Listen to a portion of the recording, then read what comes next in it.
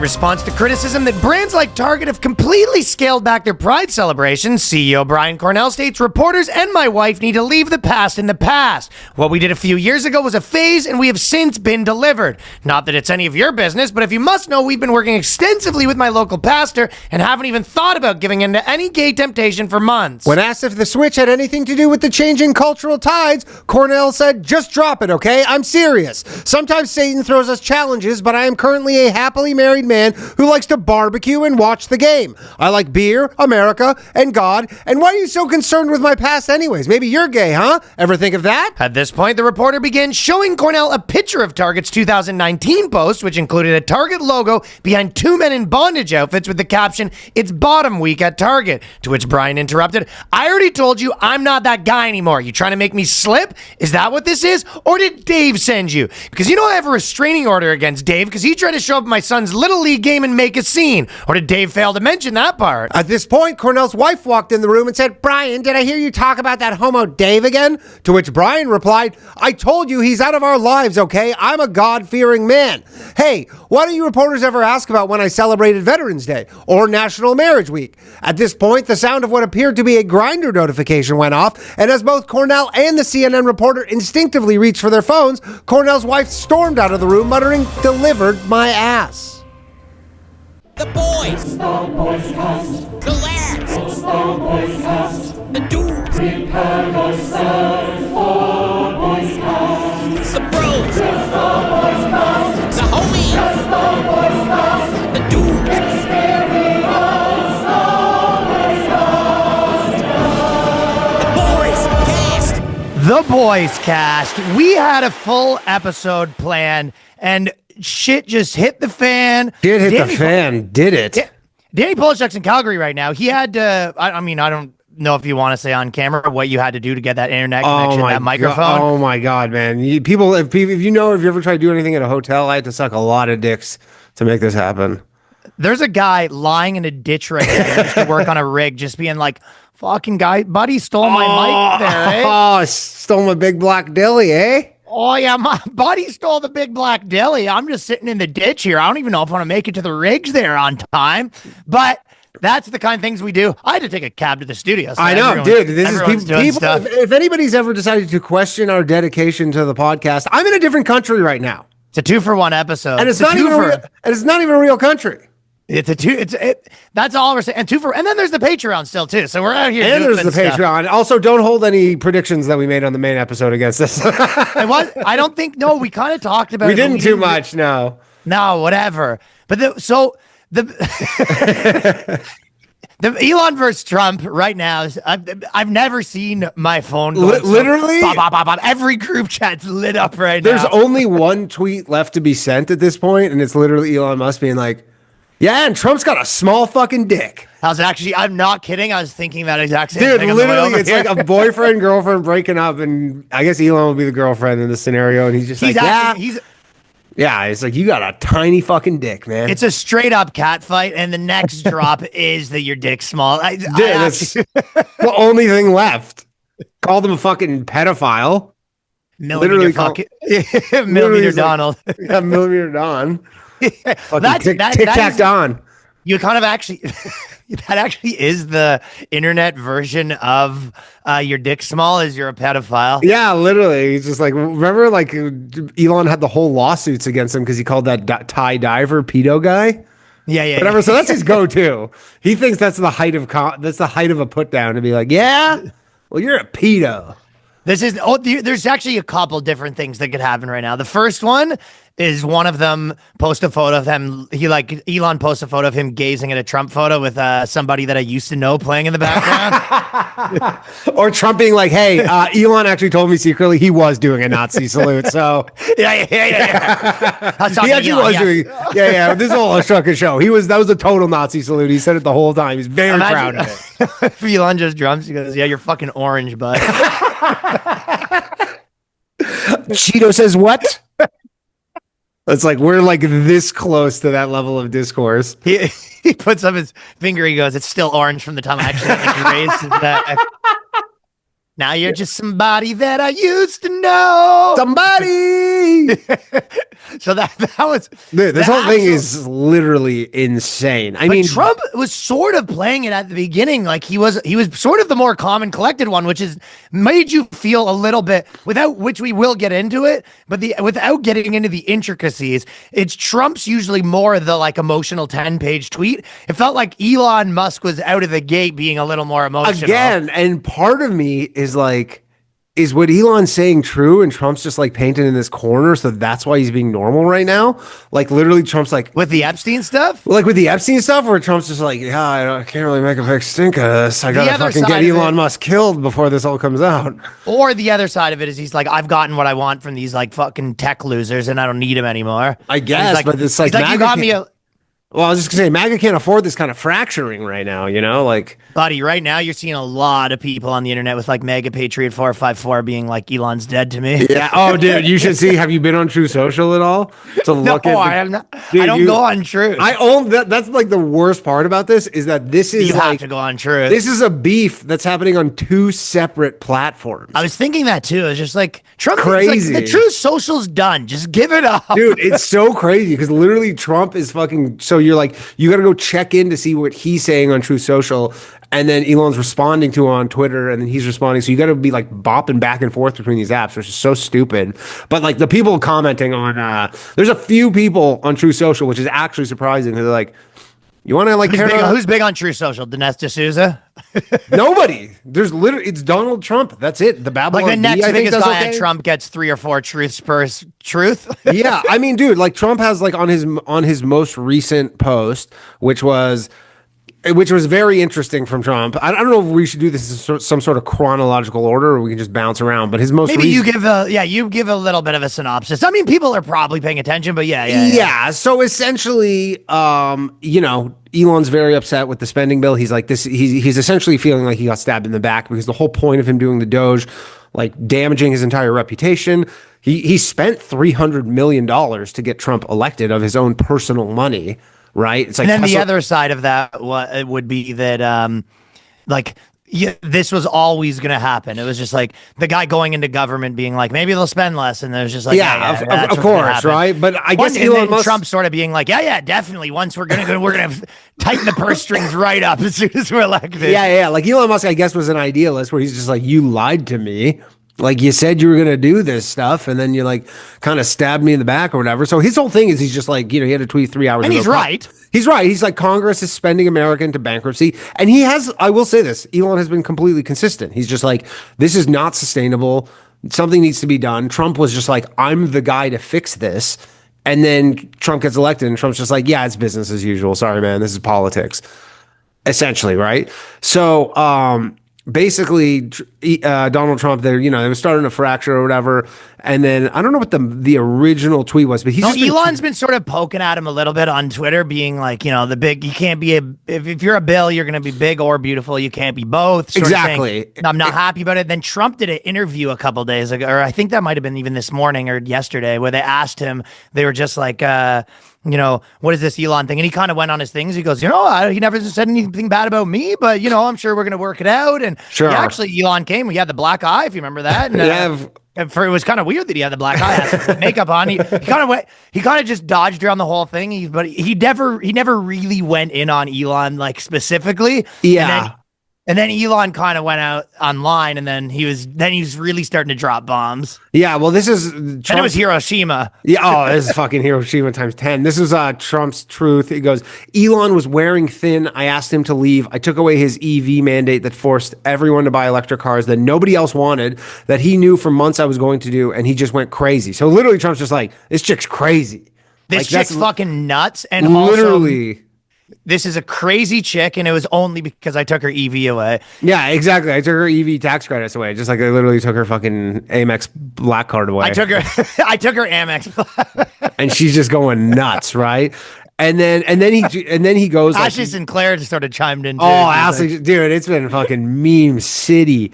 But then Trump goes, the easiest way to save money in our budget, billions and billions of dollars, is to terminate Elon's governmental subsidies and contracts. I was always surprised that Biden didn't do it. But Elon even says, he's like, yeah, you should get rid of my subsidies, because it's like, you know, it's not for the grand scheme of things of what I'm trying to accomplish, which is cutting back spending. It's like, yeah, you do need to do that.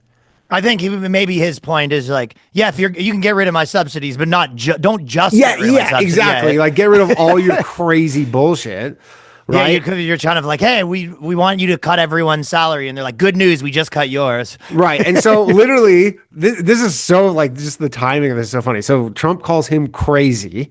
Literally goes, Fucking loco. You're crazy. And then Elon goes, time to drop the really big bomb. At real Donald Trump is in the Epstein files. That is the reason they have not been made public. Have a nice day, DJT. Like the most chick shit I've ever heard of in my life. Elon's being a bit more of a chick here. Dude, isn't that like literally like, yeah, my ex-boyfriend is fucking gay at the bathhouse. Have a nice life. Yeah. That's 100% of the things you always see, like the rappers or basketball players' ex-girlfriends posting. Oh, yeah, exactly. No, it's like the fucking NBA hoes who get passed around, you know, and then they like the one fucking doesn't wife them up. Tell him about what you made me do in the bedroom that one time. Have a nice day. Yeah. He likes to be pegged. Have a nice day. Yeah, exactly. It's just like, yeah, he likes to get his ass eaten, okay? Anyways, have fun in the finals. Have fun in the finals, you bati boy. Bati boy. Yeah, so anyways, they're just like the obviously the Epstein thing is like the craziest thing to just be like the reason the Epstein files have not come out is because Trump is in them. And again, and then other people, like even in our groups, people were kind of like, I guess the debate there is they go, well, why wouldn't Biden release them? Yeah, why wouldn't Biden because release them? Then people go, well, because they're implicated too. And then you right, go, okay. like it's such a crazy spider web at this point where you go, you can't like if you're like. It's like a kill switch or whatever, where you're like, or dead man switch, where you're like, yeah, you bring Trump in, you bring all these other people. Like, you just find out Trump comes in, you go, yeah, it was everybody in Washington.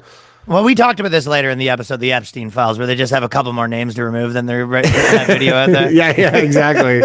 Exactly. But I mean, again, like this guy, A.G. Hamilton or whatever, which Elon basically replied to or like quote tweeted, and it essentially says Epstein this is from an article from a what did he quote tweet? I think this is Trump's ugly.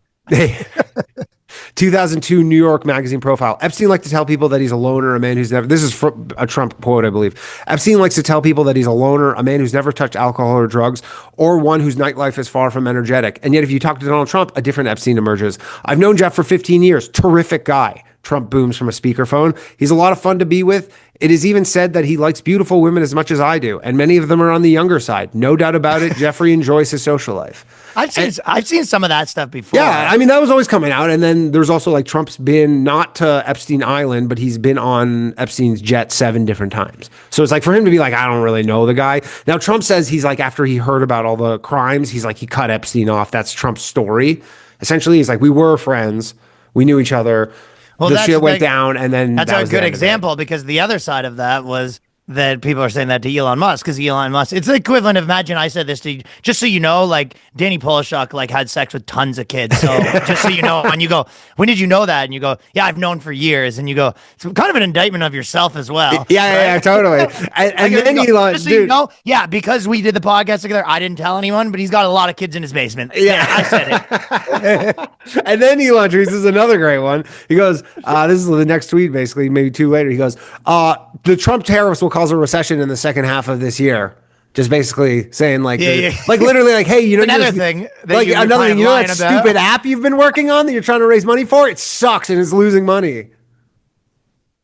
But that's also another kind of indictment too, where it's like, why, like you admit you were lying. Well, tons of people with the Epstein stuff where they're like, wait, so you knew Trump was in the Epstein files, and he's basically saying like, I can't hold it anymore. I've got info, basically. But then all these people are like, his ears were his secret chest was burning. Yeah, but then all these people are like, wait, so you knew Trump was on the Epstein files, and you were willingly working with him just because it was like you could get access to all this power and just like, and you knew the tariffs were going to be bad further your agenda. Like you knew all this stuff was bad, and you're just like just kind of willingly going along with it. It's all, and your dick's small and you're ugly. And yeah, dude, all this, dude, it's every single thing. I think if he really came out and he goes, and Melania's a man. Yeah. And then Trump's most recent post, which is the last one, is 2 hours ago. He says, I don't mind. This is the weird one where you go, this is a little cool, too cool for Trump. Almost where he goes, I don't mind. Trump's playing it cool. Well, this is the one where I go, is he like concerned and that's why he's playing it this way? But he goes, I don't mind Elon turning against me, but he should have done so months ago. This is one of the greatest bills ever presented to Congress. It's a record cut in expenses, $1.6 trillion and the biggest tax cut ever given. If this bill doesn't pass, it will be a 68% tax increase and things far worse than that. I didn't create this mess. I'm just here to fix it and make America great again. So essentially he's just like, yeah, I don't, if Elon wanted to turn his back on me, he just should have done it a few months ago. I don't, The bill was instead here. of like the normal venomous, vindictive Trump that you're like used to seeing. And then, dude, now Steve Bannon. Bannon's been on Elon's ass for a minute though. Well, everybody's like Bannon's been vindicated right now with all of this. Bannon is literally like, they need to fucking deport Elon because he essentially. And Elon saying impeach Trump. Yeah, Elon saying impeach Trump and make J.D. Vance the president, which is crazy. And then Bannon is like, they need to investigate Elon because he basically fraudulently obtained his green card, so he's fraudulently a U.S. citizen, which there is a mechanism to. Oh, they're talking about people. sending him to El Salvador. They're literally sending him back, and then you're like, oh, that New Sending York him back. Times. He's going to El Salvador. Yeah, he's going to fucking the gulag, and then what was the other thing? He's the richest man in El Salvador. And then they had that piece on New York Times how he's like doing all these drugs and stuff all the time. So then he's like, they need to investigate him for all his drug use. Did Trump say that he's a druggie yet, or is that Bannon? No, this is Bannon. Oh, and then one other. That's what I said. Elon's ideas are a bit like your buddy that's coked out, just being like, "Let's go to fucking Mars." Yeah, what if cars drove themselves? Kind of, except he does them. He's like he has a different batch of coke. But and then Trump was with the whole thing where he's like, the easiest way to save money in our budget, billions of dollars, is to terminate Elon's governmental subsidies. Elon Musk replies, that's kind of saying like, how about, okay, well, you know what? How about your alimony gets disappeared? You know what I mean? Yeah. But then Elon Musk goes, in light of president's statements about cancellation of my government contracts, SpaceX will begin decommissioning its Dragon spacecraft immediately. What is that? I didn't get that. It's essentially, it'll strand all the people in the space station. Like, it's how they like been getting people to and from this International Space Station. So essentially shut down the International Space Station. And I don't think there's anybody stranded in space now, but like, it's one of those. It's literally like I'm taking my car back, kind of thing. I'm taking the ball back. You can play basketball, I'm taking the ball back. Yeah, enjoy your fucking hoop. Taking the ball and going home. But we were joking. You can drive your car, but not on my road. Our buddy, one section of the road. Our buddy, because like I posted it, because I tweeted, I was like, how long until Polymarket has odds on Elon getting deported? And then Bovado, which is like a famous like online book, has the odds plus 950 that he'll be deported. It does seem like free money though, because he's not going to be deported. Well, it's not free money because you're betting that he will be deported. You can't bet that he won't be deported. You can't bet that he won't. No. There's no bet. That's the thing. They're taking the risk that he will be deported, which is why they're giving you such big odds. I think it's like 10,000 to 1, not 100 or 10. It's like 9.5 to 1. I think it's 0. He's not getting deported. That's what I'm saying. I'm like, I would take a punt on that if it was 10,000 to 1 or something. I'm like, for 10 to 1 odds. The dude, for example, you would take a punt at the chance that Elon Musk gets deported? If the odds were paying $10,000 for every dollar I wagered, yeah, I'd throw $10 on it. He's not getting deported. It's $10 down the toilet. Whatever, but it's like you sound like the American government right now. Hey, all I'm saying is crazier things have happened. All I'm saying is that I'm like, if those were the odds, dude, I bet on the Pacers to win the NBA Finals. They're paying 6 to 1. So it's like, dude, the Pacers winning the NBA Finals are only slightly better odds than Elon Musk getting deported. Yeah, but yeah, it's not good. Not good odds. 0 of that one. Yeah, not good odds. Yeah. Probably the other funny things was I always like to see how quickly do we get to Israel. So on this one, probably the connection was, this is why if Trump has all that stuff against him, this is why Trump's been so pro-Israel, because they've got the goods on him. They got the compromat. Yeah, they got the goods on Trump. Hey, maybe those P tapes will turn out to be real after all. That'd be super crazy. Dude, imagine Elon Musk does a stream on the front of Twitter with Stormy Daniels. yeah. Like literally, he just like plays the fucking video from the Steele dossier. That's like everybody's like, that's totally fake and made up, and it's just him getting golden showered. It's funny because these are two people that the media has declared so much war on, that there's so much like dirt for them to say on either of them, that both of them have, like, there's just the amount of ammo that if you want to be like, I'm the anti-Trump guy or the anti-Elon Musk guy, they both have just like, okay, you did this and you do that. And like, you just go, like, he just things Trump did, like 10,000 things that the media's been crushing him on. Of course. Yeah, it's just fucking endless. Like it did. This is, and I mean, look, like this, all of this happened in the course of literally like 3 Trump should put hours. Ashley Sinclair in charge of Doge would be. Oh, that would be good. That would be good shit. He goes, yeah, I'm sure she knows what to do. And she's just fucking like, it's like, oh, weird. We put Ashley in charge, and now the federal deficit ballooned to $9 trillion. Whoops. Like he's just really spending the money, you know, like he's really just to fucking get back at Elon. It's just like, yeah, bankrupt the entire fucking country. How does it feel about that? I think that the moral of this underneath this all was that I don't think anyone thought that the Trump Elon friendship was going to last forever. I thought it was like, I mean, I didn't think it was like maybe not last forever, but it's like, dude, I remember they did that interview with they were getting really powers. Wouldn't it be nice, dude? It was crazy. Like when he did the interview with Hannity, the two of them, and they were like gushing over each other, like they were fucking gay for each other, man. But that's what happens though. It's like when Tom Cruise was on the show and he says he loves the girlfriend a little too much. Remember, he goes, "I'm in love." Yeah. It's a countdown. It was at one point. It was the couple that's posting a few too many social media photos. There, part of me thinks there's like an element where they're like they were both playing each other. You know, like they were both playing each other. And so they're both guys that like to get the better of a relationship. And then at the end of this, they're just like, well, one of us has to win. So it's like it becomes a chess game of who's going to make the first move. But then, so they were like, I love this guy more. And he's like, no, I love this guy more. Like they had to be like so crazy about it because they're like, no. He said on Twitter, he goes, there's no human being I love more than Donald J. Trump. Yeah. And now he's just like, fucking see you in jail, pal. Like a month later or something, few months later. So. This is one of the craziest. Trump cancels the HB1 visas. That would be another. Oh man! He goes, "How about this? No more Indians for you." Yeah. Also, your South African pals. Your South African pals are fucking staying to get murdered in South Africa. South Africans are going back, and there's no more Indians. He goes, "Thank you. Don't come again." Trump just posted. Lighting an HB1 visa on fire, and he goes, "Thank you, don't come again." I mean, if you're one of those South Africans and you're like, kind of just packing your shit up right now, you're like, it might be time to unpack this shit. I don't know if we're fucking going to the States anymore. We don't know if we should unpack or not. They just got a U-Haul ready to go, and you're just like, oh, I don't know if this is gonna happen.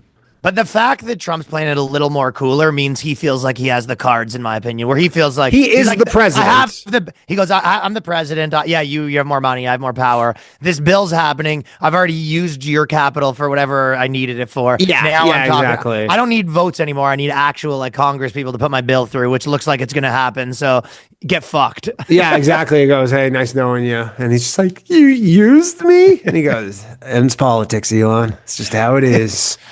People do really find out that getting into politics is you will come out with just like Bugs Bunny, stars over your head. Oh, 100%. Elon was literally this like wide-eyed optimist going in and then just go, yeah. Well, he's probably a guy that he's like every project that I've decided to, maybe not everyone, but mostly he's like, I can get my way. Yeah, so it's two guys that don't like to not get their way. I bet you he was tossing and turning in bed. Like last couple nights where he was just like all this and then the big spending bill where they just spent all the Doge stuff. He was just like lying in bed being like, I bet you he had bad sleeps that night. You think Trump hits him with just like Elon's acting all crazy because he's on drugs? You think there's any chance of that? I think that, if he plays it calm, he makes Elon look crazy. You have to go, this guy's a fucking, radical left. Yeah, that's the thing too, is like we're talking about Donald Trump, who has like actually like very high EQ, right? Whereas like Elon Musk has like zero. Like his emotional intelligence is like as low as possible. Sort of an point, yeah. So this game is like not in Elon's favor. Elon Musk is used to winning things by just like brute them. Force intelligence. By brute force intelligence, but I was saying like just like, hey, I have a company, you have a company, and I beat you by my company destroying your company. Sure, yeah. Like actual outperformance. Trump's just like part of the deal. like art of the He's used deal, to- finessing, like Real estate wins, which is like you manipulated people into thinking that their thing was worth less, and you removed all their papers from their house that show that the real estate's actually going up. So that yeah, of course, right? Schemes and scams, right? Yeah, schemes and scams, and like Elon doesn't play that game. Elon's just like, yeah, I'm like a builder. I build shit and ship it. Like I'm a tech guy. And you go, okay, well, you guys are playing way different games right now.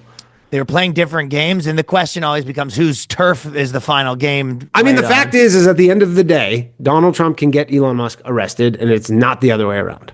Like Donald Trump is literally impervious from, like, the law essentially as the sitting He could delete his president of the Twitter, United States. maybe. Well, that's the big one. Is Full like circle. yeah, like fucking bans Trump. Like that's how this whole thing ends. Is like he literally bought Twitter because Trump got banned, and then he just bans Trump.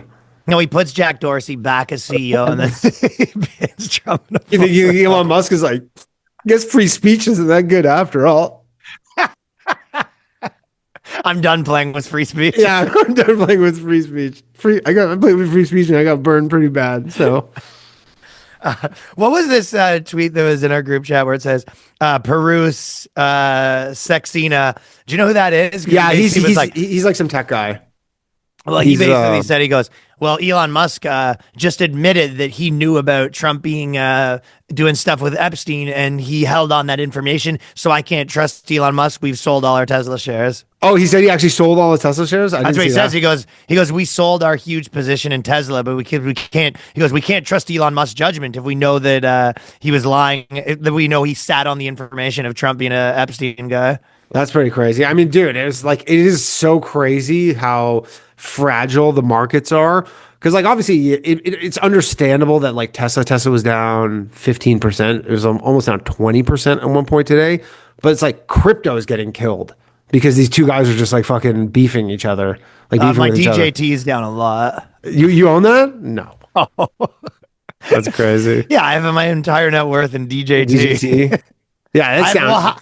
Obviously, I hedge a bit. I've half DJT, half Melania, but well, that's not even Trump coin. How's Trump coin doing? DJT, the stock, which is basically all they do is they own Truth Social, and it's like, what is the market cap of the company? okay. So I own 3 coins. I own the stock DJT. I own Trump coin, and then I have a 5x. I have a 5x 5x leverage DJT.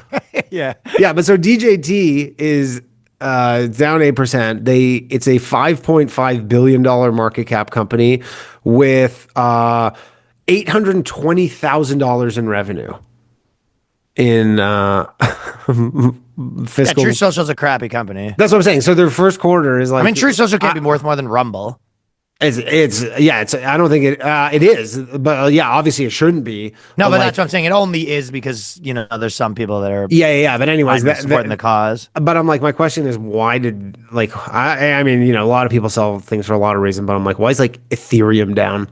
Because these two guys are fucking in Bitcoin. That actually kind of makes sense though, because there's sort of like there's momentum dying with that. Yeah, like, I mean, I guess there's it's kind of like a there's momentum in sort of like a decentralized world, and then Elon Musk is like a big crypto promoter, and he's best friends with the president and all this stuff, and then you go, the whole thing's kind of falling apart a little bit. Yeah, Trump coin's below $10. It's down 10%. Below $10. I mean, David Sachs is probably he's man. like he's just fucking hiding in like Lincoln's bedroom right now, being like, "What do I do?" He's just rocking back and forth, just like, "What do I do? What do I do?" Well, it's definitely. He's like Trump. For him, it's basically like it's like his mom and his wife fighting. You know what I mean? Kind of, yeah. Where you're like, yeah, it is literally like where you go. Your like, dad's fighting your business partner. Well, you're like my mom's gonna be dead in like 3.5 years, but I'm gonna be with my wife for like another 30. So like, I don't really know what to do. Trump says, I don't mind Elon turning on me, but he should have done so months ago. Yeah, so he's basically keeping it. I'm telling you, he's not going as wild as you'd think. Make America great again. He's basically, I think Trump is probably literally thinks like, Elon, your power comes from me as much as you think you give me power. Of course. Dude, Trump's probably like right now, like his fucking aides are like, he probably has 20 fucking tweets he wants to tweet on. They're like, just calm down. Just we're telling you, he's like fucking twitching. Like he needs to get these things out. And they're like, no, just less is more right now, Donald. Like, just don't go too crazy. Cause he wants to have a fucking crazy tweet storm. Like just going in on him, and they're probably trying to. The question is there any way that they somehow like? He's like, yeah, you don't even have. I mean, he's saying you're a pedophile. It's like, okay, you don't even have sex with the girls that you impregnate. You fucking robot freak. You friggin' tech freak. You don't even have sex with these girls. You have a list of hot chicks. You haven't even put your dick inside them, you fucking loser. Yeah, at least, like, I've seen your DMs. At least when I was with Epstein in New York going to like Manhattan penthouses, we had bitches, you know? You're having a sperm taken in a cup and put in their vagina. Basically. Yeah, dude, this whole... So that's his aides are like, all right, don't tweet that one. Yeah, you can you can even bet on Polymarket. Will Trump jail Elon? That's only 5%. Do you think Trump releases? He goes, how about this? We're going to release some information about the botched dick enlargement surgery. And then the botched reduction surgery. There's nothing there anymore. Yeah. So definitely will be to follow. We still have a full episode. So we still have a full episode. We'll follow it this week and talk more about it next week. But I'm sure there'll be lots to discuss next week. But we had to comment. It would be crazy if we just released the episode. Of course, right? Tomorrow and this happening in between now and then. So the next week is going to be a fucking bloodbath. Oh my god! Do you think any chance they kind of mend fences? Like, is this like a really like crazy fucking like crazy like I'm gonna go like Dominican couple from the Bronx where they're like knife to their throats and then they're all kissy the next week? That's how Jack Posobiec tried to post. He was just like, this is what it looks like when men fight. People aren't used to it. And I was like, no, this is what it looks like when chicks fight. This is actually what it looks like when chicks fight. Yeah. I think Trump does want to take it offline a little bit. Yeah. So I've been saying Trump's making Elon look crazy, but the other side of that is that you kind of say that you go, well, no, he's like, let's get this offline. This isn't good for business. Yeah.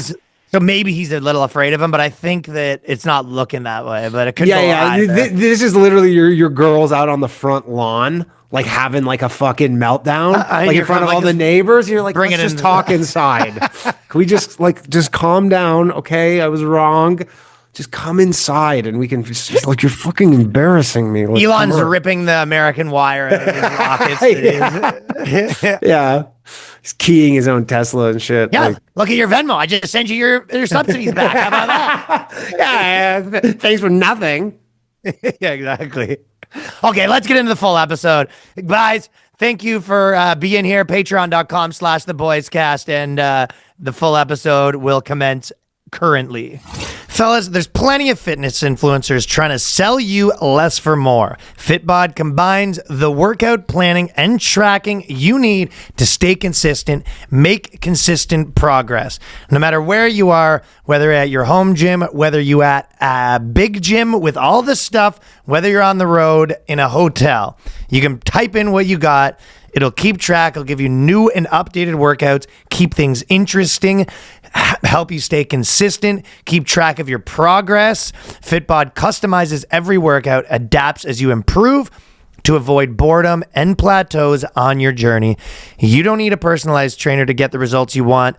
All you need is a personalized workout with Fitbod. I've been now using Fitbod for multiple years. It is the #1 companion to every workout I do, no matter where I am, keeping in shape, keeping track. I don't like having a pad and paper there. I really like having to change my phone because sometimes you're just listening to stuff. I don't even like to have to keep going back and forth on that. So whatever you're doing, Fitbod's got you covered. It tracks your muscle recovery, adapts as you grow, creates personalized workout routines, fine-tuned by experienced certified personal trainers. You can level up your workouts with customized fitness plans that work for you with over 1,000 demonstration videos. So personalize your experience with Fitbod Gym Profile, where you can find several options to customize your unique fitness preferences. You can generate workouts based on your goals, what equipment you have, how much time you have to work out, and more. As you get stronger and master exercises, Fitbod adapts to push you a bit harder in your next workout. And with Fitbod's progress tracking charts, weekly reports, and sharing cards, you can keep track of achievements and share them all with friends and family. So level up your workout and join Fitbod today to get your personalized workout plan. Get 25% off your subscription or try the app for free for 7 days at fitbod.me/boyscast. That is FITBOD.me/boyscast. I've been taking AG1 for years now. The first thing I do every single morning helps your gut health, your digestion, your energy levels. It is an easy way to have everything you need all in one combined thing in the morning. No pills that you're going to forget to take, forget to bring with good. you. It tastes great. It's a tropical taste. It's the easiest thing. Again, I say it every time. You put your pot of coffee on, you make your AG1, you drink your AG1, coffee done, bingo bango, ready to go. Also, these are, just because we probably never mentioned this, there's small things they keep improving on. The new AG1, the travel packs are better, but also they actually, it comes with like I don't know, you'd call it like a tube. I actually have it right here. That's right there. Well, I'll just pull it up. But I have, Canister. 3 of these. Yes, you have a canister, but so you take the AG1, put it in here, so you can scoop it out here a little easier than the bag. So they've actually, the bag was, you would like put your hand in and it would get on your hand. Sometimes. I mean, I don't know. It's just like they're making like little improvements to the like functionality of the little things. They're optimizing. But they're optimizing for this and that. So it's now clinically backed with an upgraded formula. This is the perfect time to try AG1 if you haven't yet. I've been drinking AG1 for years, so I'm happy to be partnering with them. And if you want to subscribe today, try the next gen of AG1 for less than $3 a day. Use our link. You'll get a free gift with your first order, so make sure to check that out. drinkag1.com/boyscast. Get started with AG1's next gen and notice the benefits for yourself. That is drinkag1.com/boyscast. And the BOYSCAST is back in business. The number one podcast for the fellas. For First the podcast dogs. officially for the boys. Brrr, boys. You already know what it is. Boom, boom, bye, bye. I'm telling you. Jamaica shit. No, I'm just saying Pride. I don't know if you've noticed, but it's pretty officially. You know what it is? Pride season's kicking off. It's a whole It's season. not kicking off. That's what I'm saying. Okay, do you know, like, I always have that theory where, like, America kind of steam runs an entire culture in 7 years, never to be heard about again? Sure. Where it was like, I always say, like, musics are the best one, where you just, like, kind of, ska music sort of exists forever, and then kind of gets popular here and there. And then in America, within, like, no doubt gets popular. Within 3 years, it's guys in costumes, 19 trombone players, and then a year after that, it's never to be heard of ever again, It's right? done. You think we ain't hear from the gays ever again, Ryan? Is that your big hot take? I think it's like Just back into the closet, gays. You had a good run. No, America love bombs a culture. That's what it is. It's like, do you know, like they would say a guy comes and he's like, how girls are with best friends, because they're usually feminine movements. Sure. How girls are with best friends, where it's just like you meet a girl at the bar, you're like, this is my best friend. I love her forever. We're inseparable. We're putting all our photos together. And then it was like, then within like 3 months, 4 months, you're just like, remember that girl? You're like, I don't want to talk to her anymore. Yeah, that was a weird time. Or girls in their 20s, especially. Yeah. I think that's what happens with this sort of stuff too. I mean, I don't But think other countries are still doing it. Sure. Oh yeah, dude. In Toronto, because you see, like Home Depot and Google basically was like, we're not giving money to Pride this year. Like it's supposed to be like $700,000. This is in Toronto. It is in Toronto, and they're like, we made like they didn't make a signed agreement, so they were like, just we're not contributing to Pride this year. And some people are like, because it's Trump and what's going on in the States or whatever. And then like Olivia Chow, the mayor, is like, everybody needs to boycott Home Depot. So you have to pay your VIG like they're the mafia? Yeah, literally, she's like, they're like, okay, the Canadian economy is like having all these issues with tariffs, and then she's like, yeah, just go boycott this like giant company. Because they won't drop like $5 million? Yeah, literally, because they won't pay their extortion payment. Literally, the mayor of Toronto is like, it'd be a shame if something happens to your business if you don't want to pay up. It's the extortion. Literally, it's the gay fucking extortion. mob. No, it's the two gay guys from Seinfeld. Yeah, literally, it would be a real shame if your fucking if your store got firebombed. Well, all we're asking for is a small little donation, a couple of pride flags. They cost you $1 dicks million. don't swing themselves, you know. Hey. Real money that is required to get these dicks a swinging. Just the cum cleaning alone. just the cum cleaning. You know how many times we have to clean out the piss pool on a daily basis? I don't think that piss pool is just going to clean itself. Hey there, Homo. You're Homo Depot now. That's what it is. They're not Homo Depot no mo. That is funny though. So I didn't realize that the people were going public with the extortion racket. Yeah, well, that's like it was a big But in thing 'cause- America, I feel like everyone's like, it is what it is, man. We're back to normal, just Yeah. kind of, maybe not completely normal. There's still residue, but it's obviously on downward trajectory. Yeah, we're coming back. We're coming back. I think that I think the companies are a little more like, we don't want no trouble. You know what I mean? Well, Where they just they're coming up and they're like, you hand in your extortion payment or you're not, and you're like, listen, I don't want no trouble. I even saw a few companies announcing that they're just like, because there were people trying to put it on blast a bit. There was like the 15 companies that have scaled down their pride celebrations, right? How expensive are these parades? I think a lot of I don't get it. I think what happens, Like, were they funding like the actual cost to build the floats? I think what happens is you pay like $5 mil, Yeah. and then you get like your name on a float. Yeah, you get your name on a float, but I'm saying, what is that $5 million like needed? I think for? it's like half. It's the glitter budget. Yeah, the Paupers budget's pretty high. It is a pretty good question. What does it go to? Do they advertise it? Like, I don't know. They don't like Pride. I mean, I lived in Toronto when they had their Pride parade. Maybe they like buy a lot of condoms or something like that. I don't know. You can't get like Trojan to donate some condoms. Like but- Trojan happily probably donate condoms. I'll tell you who's not using them. The That's gays. what I'm saying though. So it's more like prep on the street. Yeah, I actually don't get like security. Like you got to hire a bunch of like police officers. Well, that's the thing. I think every time you think it was a security guard, you go, "Officer, we have a problem." The guy's like, just turns around. his good nipples are cut out No of crotch, open crotch. Oh, you're not a police officer. there's a security guard over there. Oh, okay, maybe the fireman. Are all the first responders gay? Correct. Diagnose you with a lack of cock. Let's solve it for him, boys. Yeah, so I really don't know where all the money goes to. If it's just It's a really good like question. if it's just like where whoever runs the Pride organizing committee is someone's they're getting paid the Sean out, King yeah. of Pride. Yeah, the Sean King of Pride, exactly. Okay, like where- the Black Lives Matter kind of Pride thing, where it's just a big racket because they're like, what do you need so much money for? I guess lobbying. You know what I mean? Lobbying what? I think piss pools. Piss pools? Like it costs a lot of money to go to Congress and be like, listen, we're piss pool in broad daylight. Yeah, we need licensing for a piss They should be pool. paying it for blindfolds for children. That's Sure. I mean, that would be money well spent right there. Pride money generally refers to the corporate nonprofit spending tied to LGBTQ events. Pride event. Okay, staff and organizers. So They're volunteers. mostly they are What are volunteers. you talking about? Like that's all volunteer work. Performers and entertainers. I think this might be I think this might be like a huge payday for some fucking gay Sure, acts. but like, so you're telling me that like you're not getting some Marketing. marketing? I guess they have a lot of commercials. Like, you come be gay. Pride. I might be missing something. I don't recall ever seeing actual like commercials. For Well, Pride. I don't see them You because I just close knew- my eyes when they're on. Yeah, but you just, I'm not gay.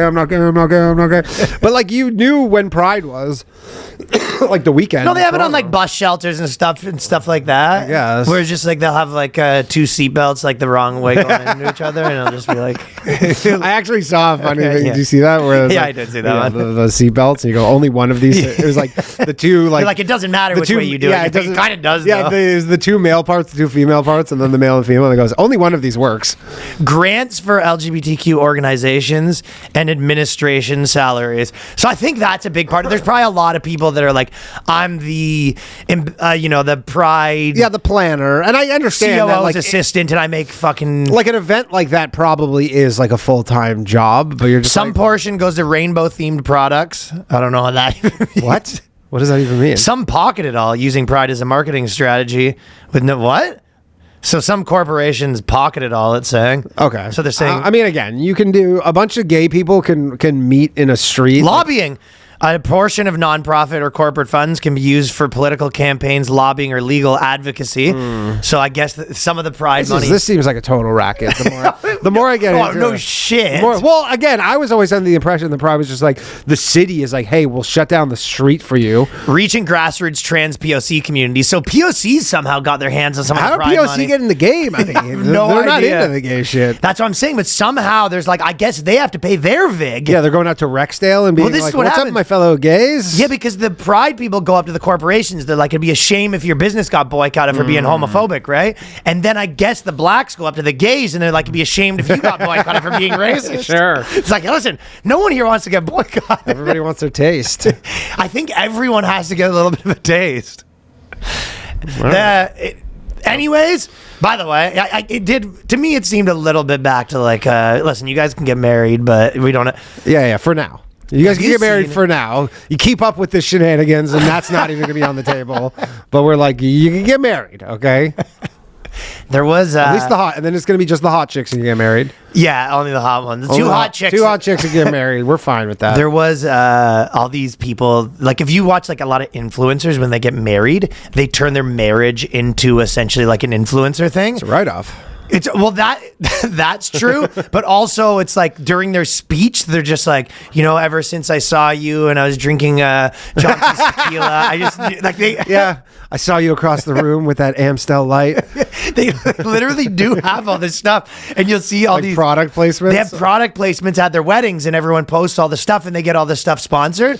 It's so funny because it's obviously like only a specific type of influencer. Sure. Like imagine at your wedding, you're just like, I'm just so happy to be here, and I don't have to use my auto blow 3000.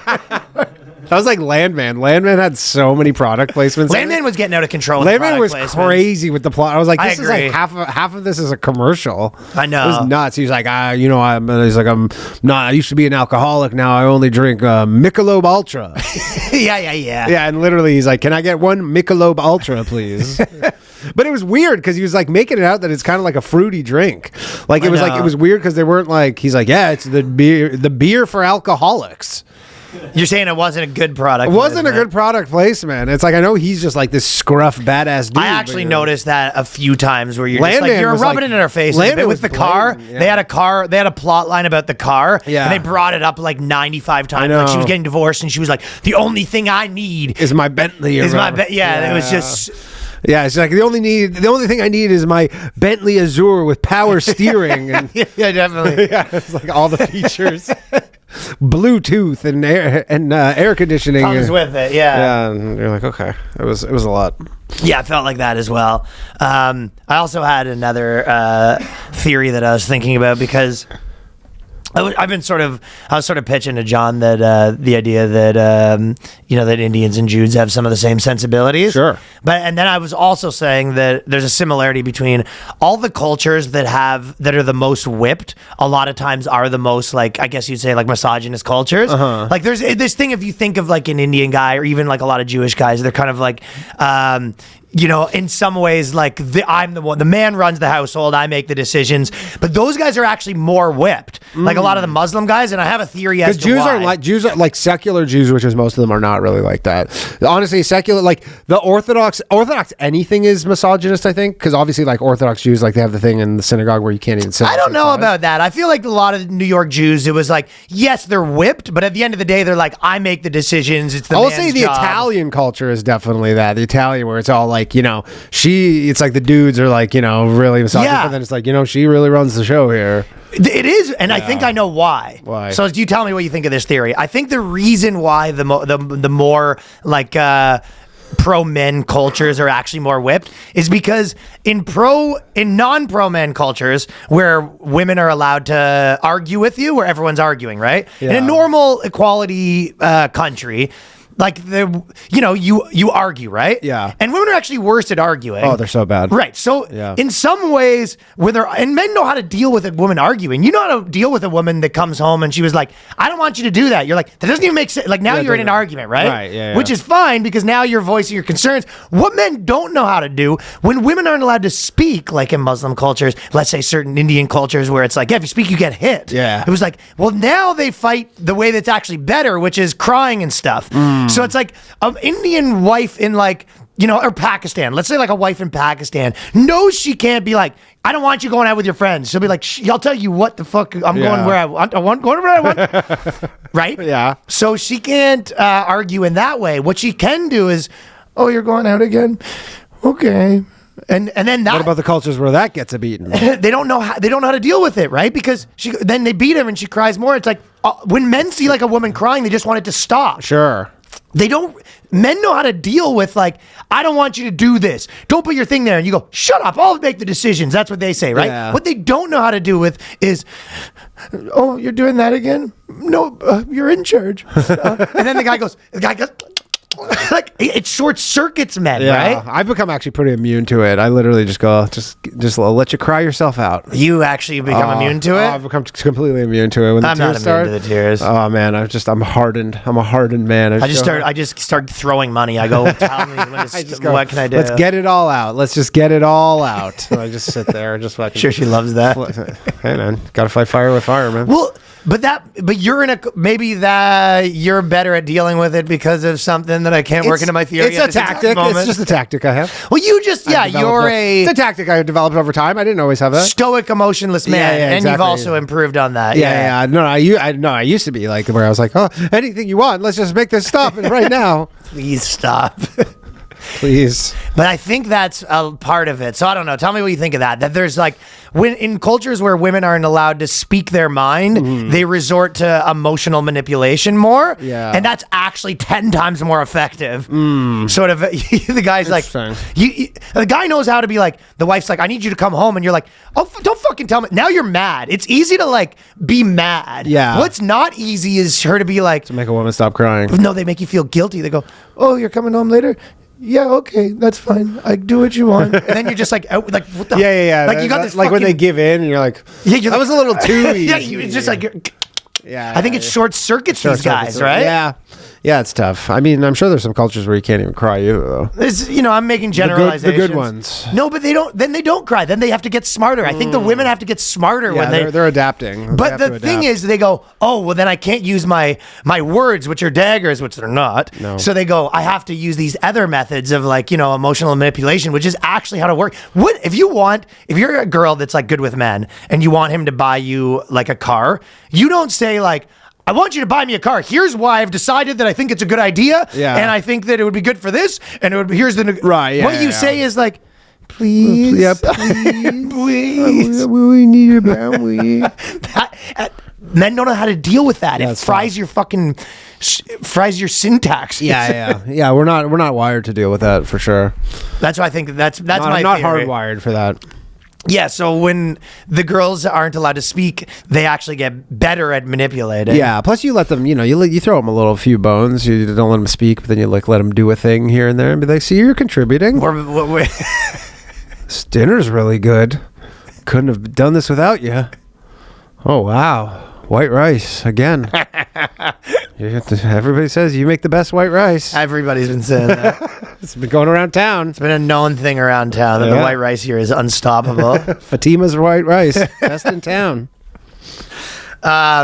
But just to wrap up the gay thing, you've obviously been celebrating in your own way, which has been jerking off to Glenn Greenwald's video nonstop. Yeah. I walked in. Dude, I got my meth pipe. I'm doing my research on government corruption. My wife comes in the office and I'm just smoking meth, being like, "What are you doing?" I'm like, "I'm preparing for my podcast." I'm trying to see Glenn Greenwald.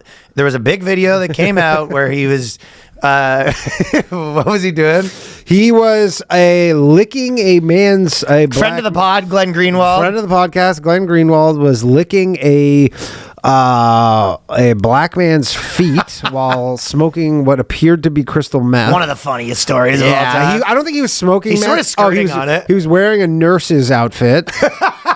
I didn't watch the video. I just saw the screenshot of it. Oh, yeah. And then I got a description. Ladies and gentlemen, let the record state Danny hasn't seen it. No gay shit. And I actually haven't seen it either. And I saw the description of it. I saw the description. I saw screenshots. I'm like, nah, you're not making. I'm not doing that. That's not one step too far. I got it for politics. Sure. I have to be watching a fucking gay porno. Yeah, exactly. Yeah, exactly. For the podcast, I got watching gay porno. I'm keeping up on politics. I'm not going to tell you. I'm good on that. And then he PayPal'd the guy like $2,000. How do you know that? Because that's what everybody said at the end of the video. The part of the video is because it's like in the video he paid. I guess it's like a humiliation thing, right? Oh, he's like a pay pig in this situation too. Well, it's a part of it, yeah. On top of the licking the man. So if you think if he was like, it's a whole humiliation king. But having the video release might have been like, he might have really got off on that. I mean, here's the thing: he has the best out. He just goes, Israel did it, and goes, of course they did, Glenn. Israel. People were a little bit deciding what they think about based on Israel. Literally, that's how this shook out. Yeah. If you were pro-Israel, you're like, this is depraved, disgusting shit. And if you're pro-Palestine, you're like, those fucking Israelis are trying to silence Glenn They're up to Greenwald. it again, man. A classic Mossad move right there. He's trying to silence their critics by releasing his gay pornography that he made. Also, I think all guys are doing this. So I mean, I'm sure a lot of them are, but also like when I saw that, I was like, yeah, that's what they do. like we talked to Glenn Greenwald. He was on this podcast. His whole thing is like every government is trying to destroy me, right? Like But they are. I know that. I concede they are, and he's like, they're Dude, all he's the after real me. Tinder swindler. That guy has real, actual enemies. I understand that, and I'm not disagreeing with that fact. All I'm saying is, if you're Glenn Greenwald, you're like, you know that foreign governments 24 hours a day are trying to hack into your phone. Yes. Why do you have this video on your phone? Right. Like, that's crazy. You don't have What's his excuse? What does he say? He didn't comment on that. He just goes there like, this is just Maybe like, he had a vault. he was just like, this is what, this is just two consenting adults in their private lives, and this is not going to. You've never had a video on your phone? But you're not. I don't have foreign governments after me. I'll tell you. You're saying you're not at war with Mossad. Yeah, I'm not at war with Mossad. I work for them. And if I was at war with Mossad, or if I had, China like fucking Pegasusing my phone, I'd be like, yeah, maybe I'll just keep that. I'll get a second phone, maybe. Just that phone will be the fucking depraved gay shit phone. I mean, straight shit phone. And then, you know what I mean? Like, you're like, they're after you. And like, there's a higher standard of caution for Glenn Greenwald than a normal person. He probably is so cautious in many other ways. You would think. He has at war with so many governments. You are right. This has given them like it's like almost like he wanted to be caught. It's the only way he can finish. It would be a real shame if this video got released. Yeah, so that was the one thing I go, what do you I feel like that was him edging. As soon as the video got released, that's when he finally busted. Yeah, he finally goes, that was all I needed right there. But that was the one thing that was the final part of the humiliation. Like, you tell me a gay guy's doing weird shit like this, I go, par for the course. Like, that's what I'm saying. Gay guys can't chill. Certainly not shocked by that. You can never meet a gay guy that just chills. Yeah, like it's not like that didn't come out and I was just like, what? Glenn did what? No. I was like, why is it on your phone? It would be funnier if it was like if Ben Shapiro had that released or something. Of course. If Ben Shapiro had that release where he's in a fucking maid's outfit licking some dude's feet, you're like, that's quite the scandal. That's quite the scandal, Ben. Yeah, it definitely hits harder when it's like a Republican senator. Of course. But yeah, this was just like, why is it on your phone? There was some pretty good ones. The probably the biggest, like the best gay scandal leak was the guy who was getting fucked in the Senate.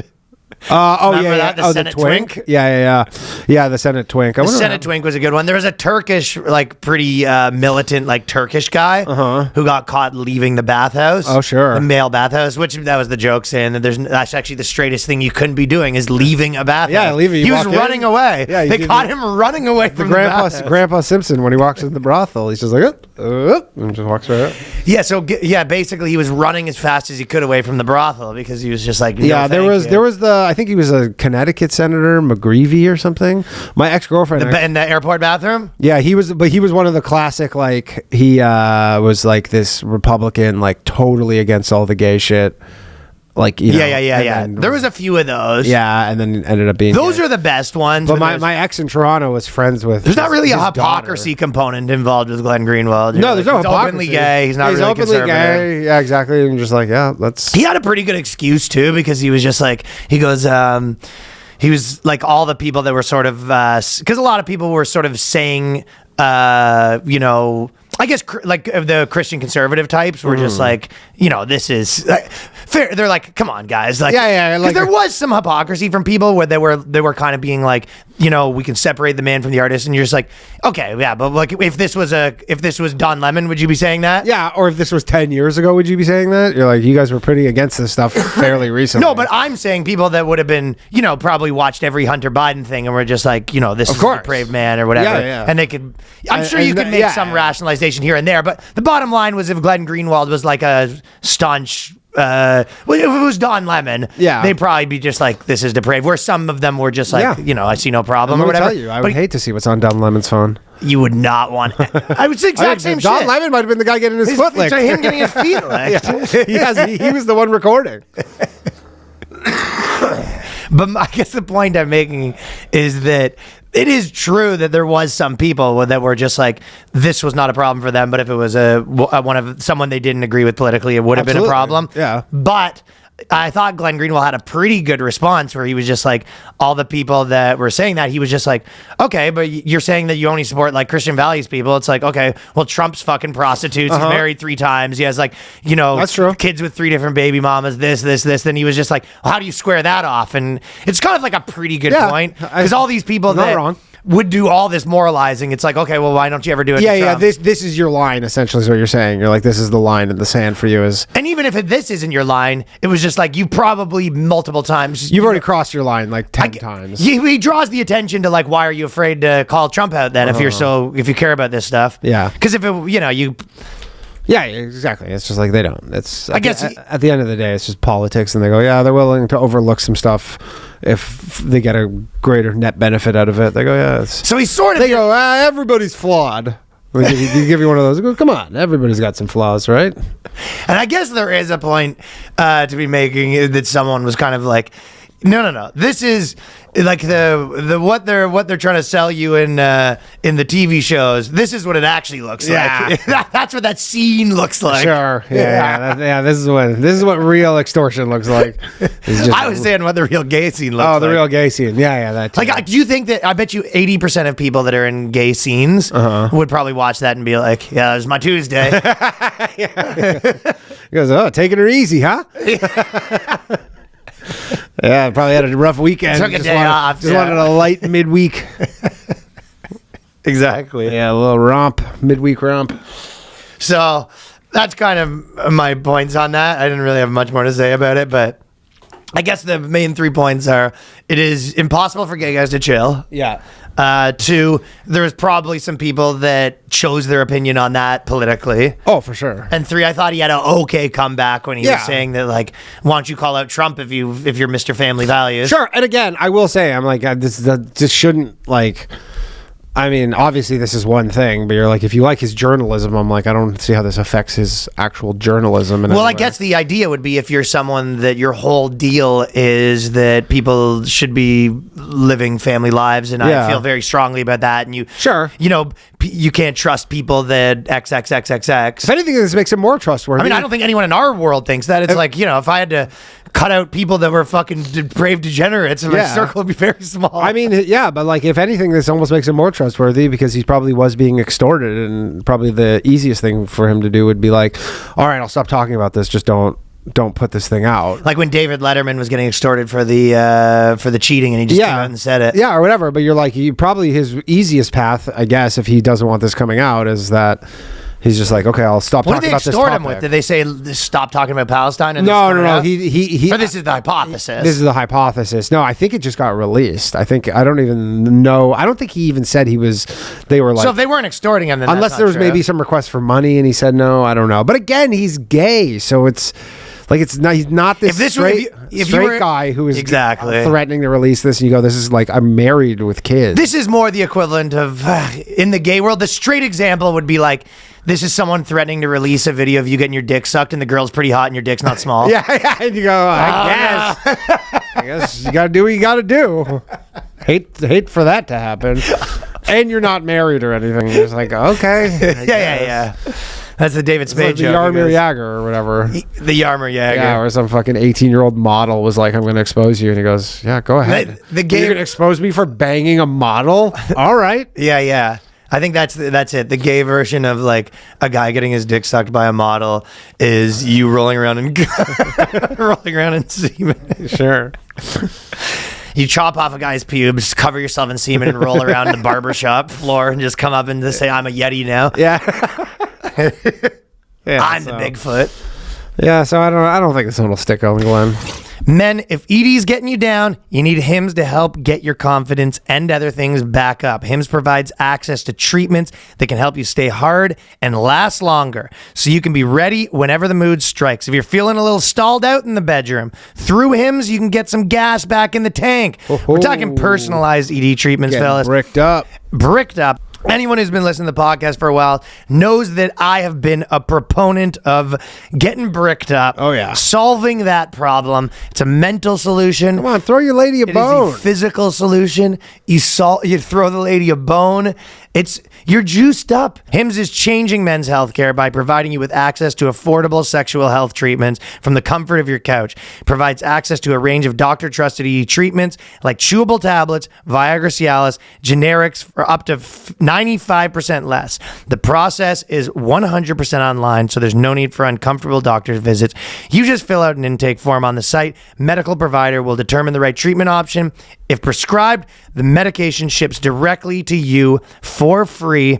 No insurance is needed. One low price covers everything. Hundreds of thousands of trusted subscribers that have figured out the secret. And sometimes people are just like, you know what, I used to 20% less hard than I used to be. Yeah. Or some people just have trouble keeping it, you know? Sometimes you're with some super hot chick or some super busted chick, and you're just super hot or super busted, or you're going for way too long. Yeah, you know? You're just like a lot of problems. Some people are out there putting. Maybe you have a big to-do list. You have a big on to-do list. Your brain. And you're not totally in the moment. Start your free trial online today at hims.com/boyscast. That is hims.com/boyscast for your personalized ED treatments. hims.com/boyscast. The featured products include compounded products which are not approved nor verified for safety, effectiveness, or quality by the FDA. Prescription required. See website for details, restrictions, and important safety information. Price varies based on product and subscription plan. This is a little more your department, the Epstein stuff. Yeah. But it's been funny to me where they keep the Dan Bongino and Kash Patel. I mean, here's they keep saying like, we're gonna release this video that proves all the stuff. They're just like, we're just so close to getting. We're just a couple more finishing touches. Not even finishing touches. The craziest part feels to me like they're saying there's some finishing both touches. Of them. I mean, this has caused a huge thing because here's the thing: like those two guys prior were like, they were going all the crazy podcasts. Dan Bongino was like had a Rumble, the biggest Rumble show. Like he was like, Epstein killed himself. What are they hiding from us? He's probably selling Epstein killed himself shirts. Probably, or Epstein didn't kill himself or whatever. And then he's been doing all these interviews and he's just like, yeah, he killed himself. I was like, I saw the video, not the video of him killing himself, but like we have videos of him, like he's by himself and they're very much like, nothing to see here. Literally like, I don't know what to tell you guys, but bad news, Epstein killed himself. And those guys, like, people who are very much in the like Epstein for sure killed himself camp are just like, they're compromised now. Yeah. But, like, those are the two most based guys in office, probably. Like, those guys are, like, unless, like, you can either believe one of two things. Essentially, Epstein did, in fact, kill himself. Or you're like, the way politics works is literally like these two dudes who have these like uncompromising like morals on this stuff, and we're like, there's this whole deep state, and then they literally show up to be like head of the FBI, deputy director of the FBI, and then the deep state just shows up and they're like, hey boys, the story we're going with is Epstein did in fact kill himself. Capiche? No, there's more options than just that. We'll ask, what's the one do you think? I probably a month ago was like, Epstein didn't kill himself, and I'm like, I don't think those guys would be lying about that. This is my impression of Danny. Yeah. More, please. More. Please. It's not like fucking James Comey came out and he's like, Epstein didn't kill him. Okay, here's a third option. I can think of 20,000 other options. Okay. Third option is they gave those fucking clowns the rigged footage already.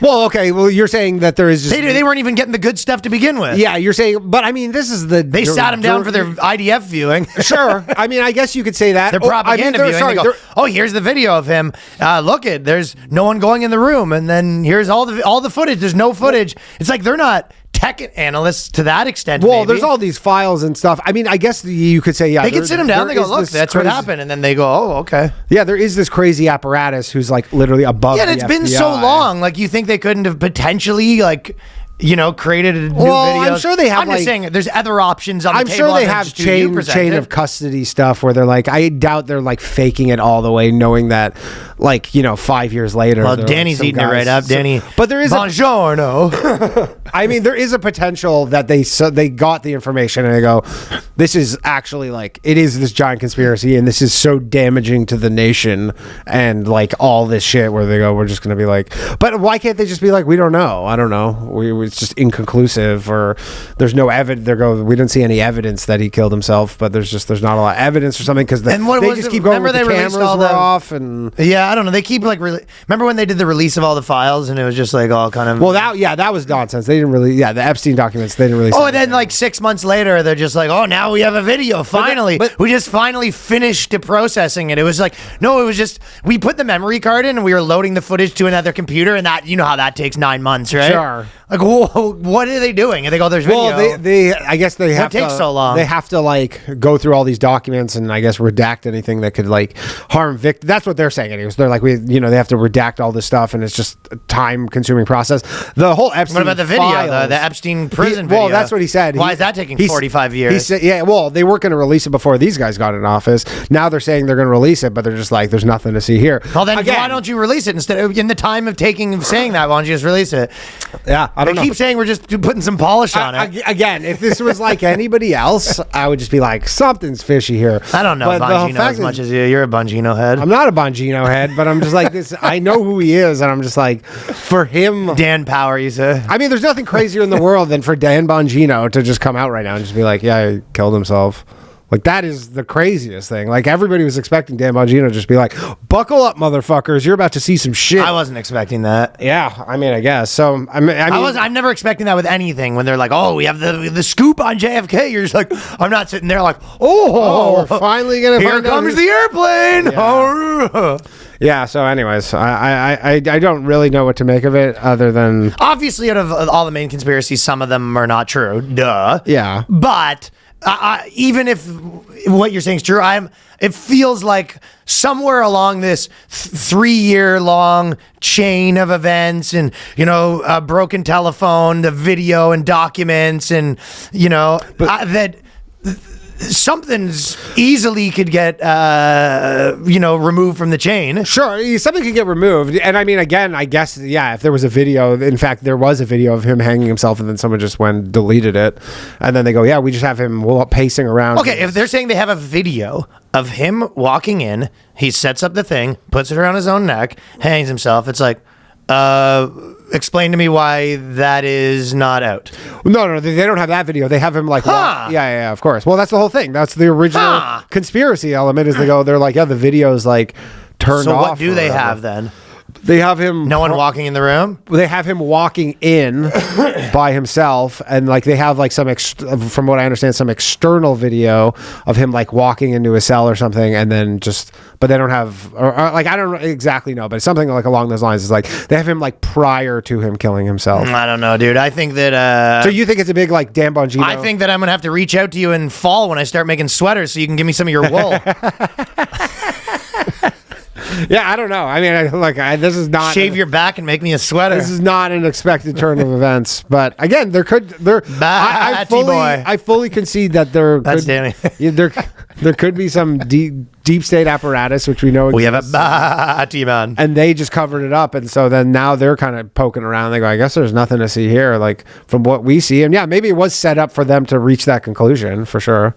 Where they go, like they go over. No, you're paying more attention in this stuff than me, but yeah. But Dan Bongino was like literally the guy who was like Epstein. Well, I'm just saying maybe he doesn't get the full scoop as much as he thinks he does. He's the deputy director of the FBI.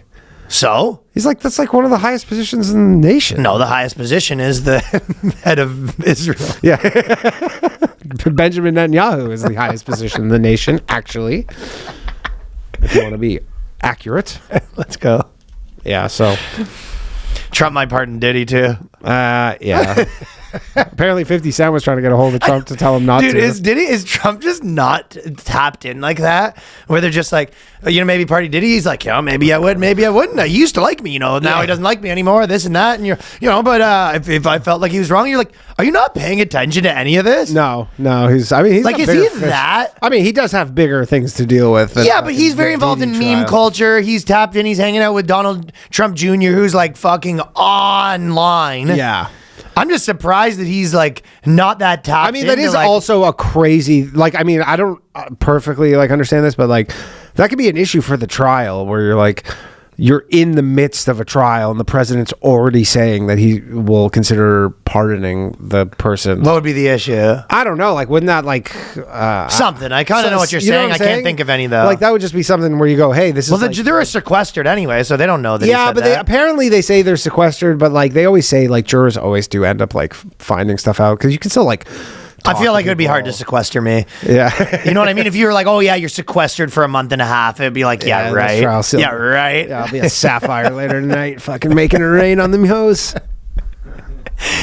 Kind of though. Yeah. Like, you know what I mean? You have a phone under your bed, you're tapped There is like in. an honor system because like Is actually what it is. They go, you've been sequestering last night? Yeah, 'cause You have your phone, but you're only using that mean- for time and alarm? I mean, here's the thing: is like to truly perfectly sequester you, you'd be like, it'd be putting you in solitary confinement for like if there was no honor system component, it'd be like, yeah, we're putting you. Well, in they the say you don't have hole. your phone and you can't leave the hotel, maybe? Can't watch TV, can't go on the internet, can't use. Maybe your they phone. turn your TV off. That's like prison.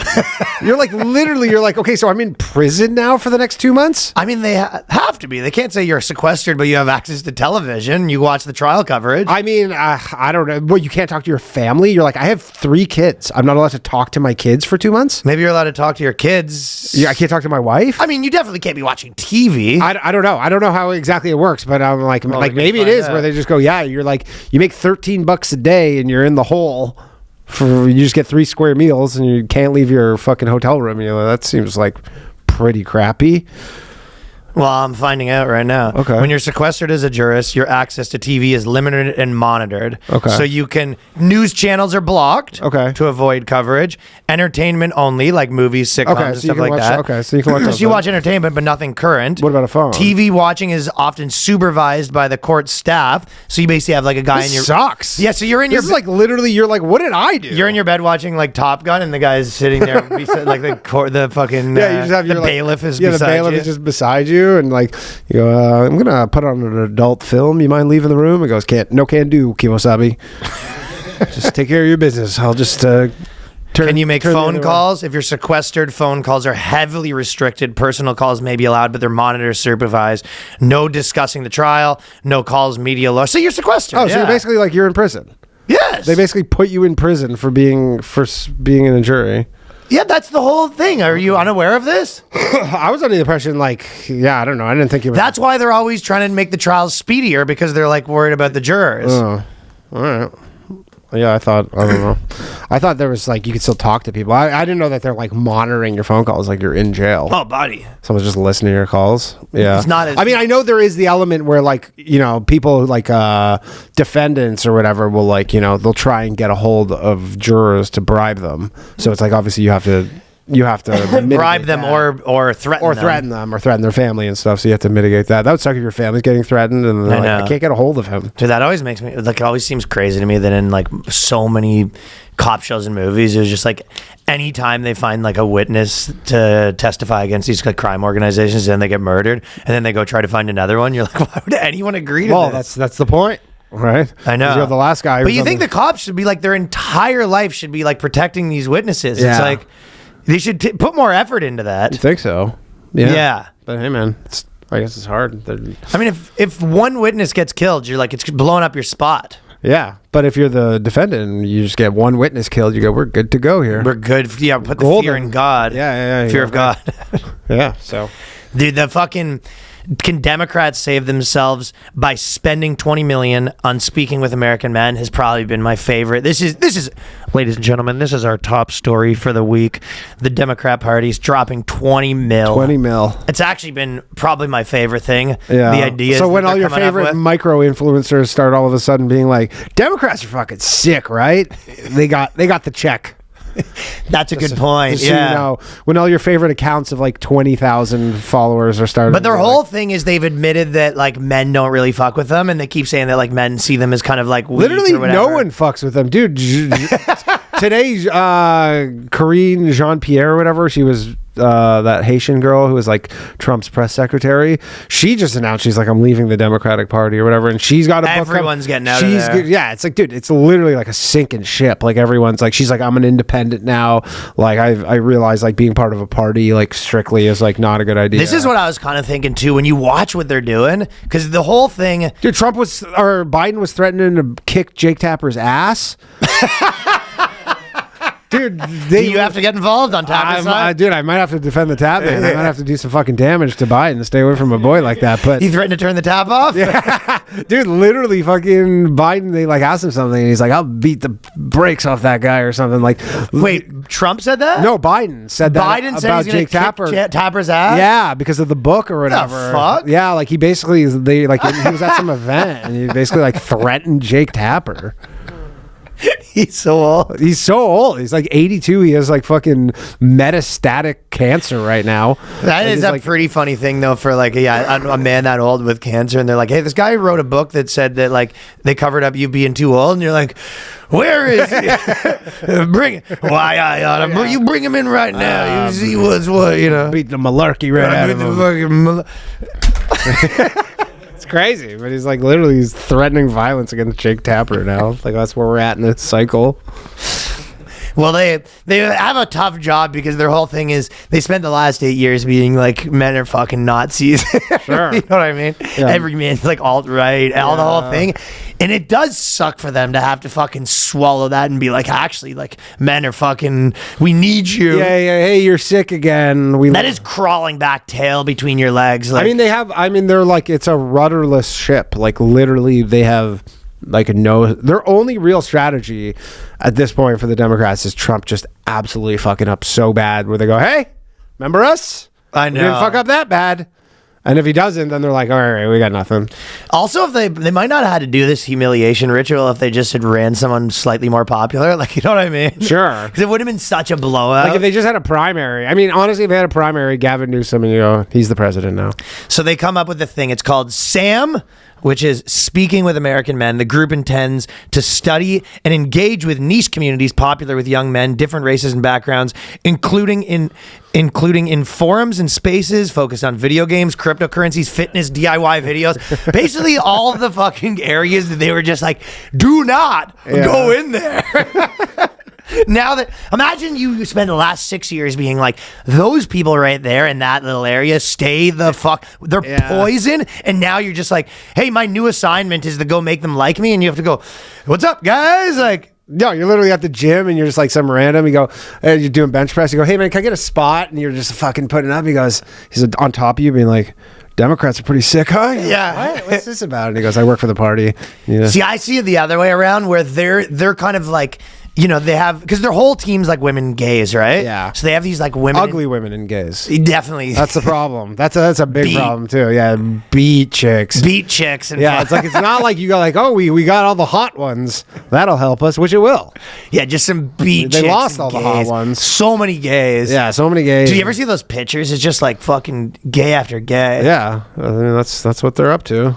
But yeah, I think what's happening, they have to sort of like creep into this room. And it's like, you know, like we're going to a gym, like, you know, it's like,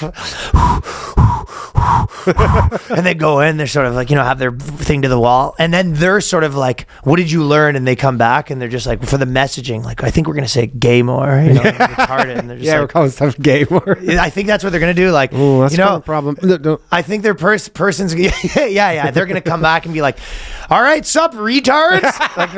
Like, Yeah, like total narc. yeah. Hey, gay retards, how are things going? That's what I'm picturing the Democrats' new thing being like. That Trump's a bit of a gay retard, huh? Racism's for gay retards, you know what I'm saying? Vote for us. That would actually be their new thing. Like, hey, what's up, bros? Vote for us if you're not gay. Unless you're gay. Unless you're gay. It always make me laugh when they were doing the identity stuff and they started doing referring to themselves in a way that felt derogatory, like, I'm a gay retarded queer. And I, you know what I mean?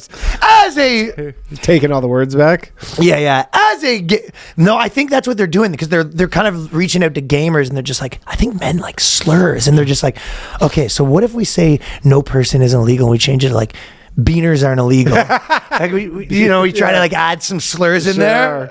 Yeah, that's not gonna work. But I mean, nothing I read in this thing in their little PowerPoint presentation, I go, The PowerPoint's none so of this funny. is gonna work, Dude, I wish I mean, was in maybe the room. throw another zero at the end of that 20 million, and maybe you might be cooking with something. How funny would it be to be a fucking fly on the wall in that fucking meeting where it's just like a ton of like, you know, women in just like a straight up like HR department. Yeah. And they're just having to do like a land acknowledgements. Yeah, yeah. And then they have putting their 28-page PowerPoint of how to reach American men. You guys know any American men? What's up, alphas? Cutting government spending is retarded. Is that something? What do you think about that? Is that anything? And you go, no. What's up, alphas? Get pussy, get money from billionaires, Yeah. get jacked up on equality. It's also like they have the slur zone. You know what I mean? Yeah. I think they did definitely had that point thing where they were all trying to throw fucks in there, where they were just like, Yeah. you know, I just want to say that I'm fucking. They were all swearing. fed up with this There was deficit. They were all swearing a little bit, but obviously the first part is. You start with, you go, I mean, here's a start. Just like stop you know, no more articles about how they're Nazis. That'd be a start. No. You go, you know what I mean? Sure. Yeah. But I think that, Not doing that. yeah, I think that damage of like, I think this is like they did like gonna generational damage. it's going to take a while to unravel that. You know what I like, mean? Yeah, I mean, like They just again, became the party of women, and they're like, no, we're the party of women and men now. Now we're the party of women and white men, and they're just like, yeah, nice try. the only thing pal. actually they kind of like a little bone that they got recently is fucking Elon Musk kind of turning on them, on the Republicans a little bit over the spending bill and everything, and he's real upset. Like he's He's more upset at the mainstream media and the Dems though, because they they release an article every day about how he's fucking doing drugs every second. I know that he's doing drugs, but again, the way that they turn their fucking, you know, the way that they'll turn on a dime if they see some sort of opportunity. But Elon is literally like, yeah, like these spending bills, like, you know, I did all this Doge shit. It's like, it's literally pointless because they just went and they just passed like the largest spending bill. It's literally what I predicted. Of all time. He's like, this whole thing. Dude, it's the literal girlfriend where you came home and you're just like, we just saved $18. And she's like, oh, good. We can buy a $25. Right. And you know, that's not how it works. But he's like, he literally was like, anybody who voted in favor of this needs to get voted out in the midterms. So, which is, I mean, again, he's presuming he's talking about Republicans. Well, that's like being more Republican. That's like calling out rhinos almost. I guess, or whatever. But he's like, we need to get, but again, you know, you get rid of enough Republicans and then they get power back, if assuming that the alternative. Do you remember how they used to have that meme where it would be like the Republicans is like bombing people and the Democrats is like bombing people with like a Black Lives Matter sign on it, basically? Yeah. I think that's like, there's a version of that with like a spending where it's like Democrats is like spending, you know, burning $1 million, and Republicans is like burning $1 million, but they're like America. Yeah, right. You know what I mean? I mean, again, it's just like this whole operation is just so massive. That would stink for fucking Elon and put all that time in and just be like, this spit in his face. I mean, basically, like, I guess that was like somewhat minimally hopefully optimistic that they would actually get something done, but it does feel like it's just like, yeah, right. I mean, again, nice try, pal. That's Paul. Like, good luck. Elon was like the idealist of this whole thing, where he came in with these real, like,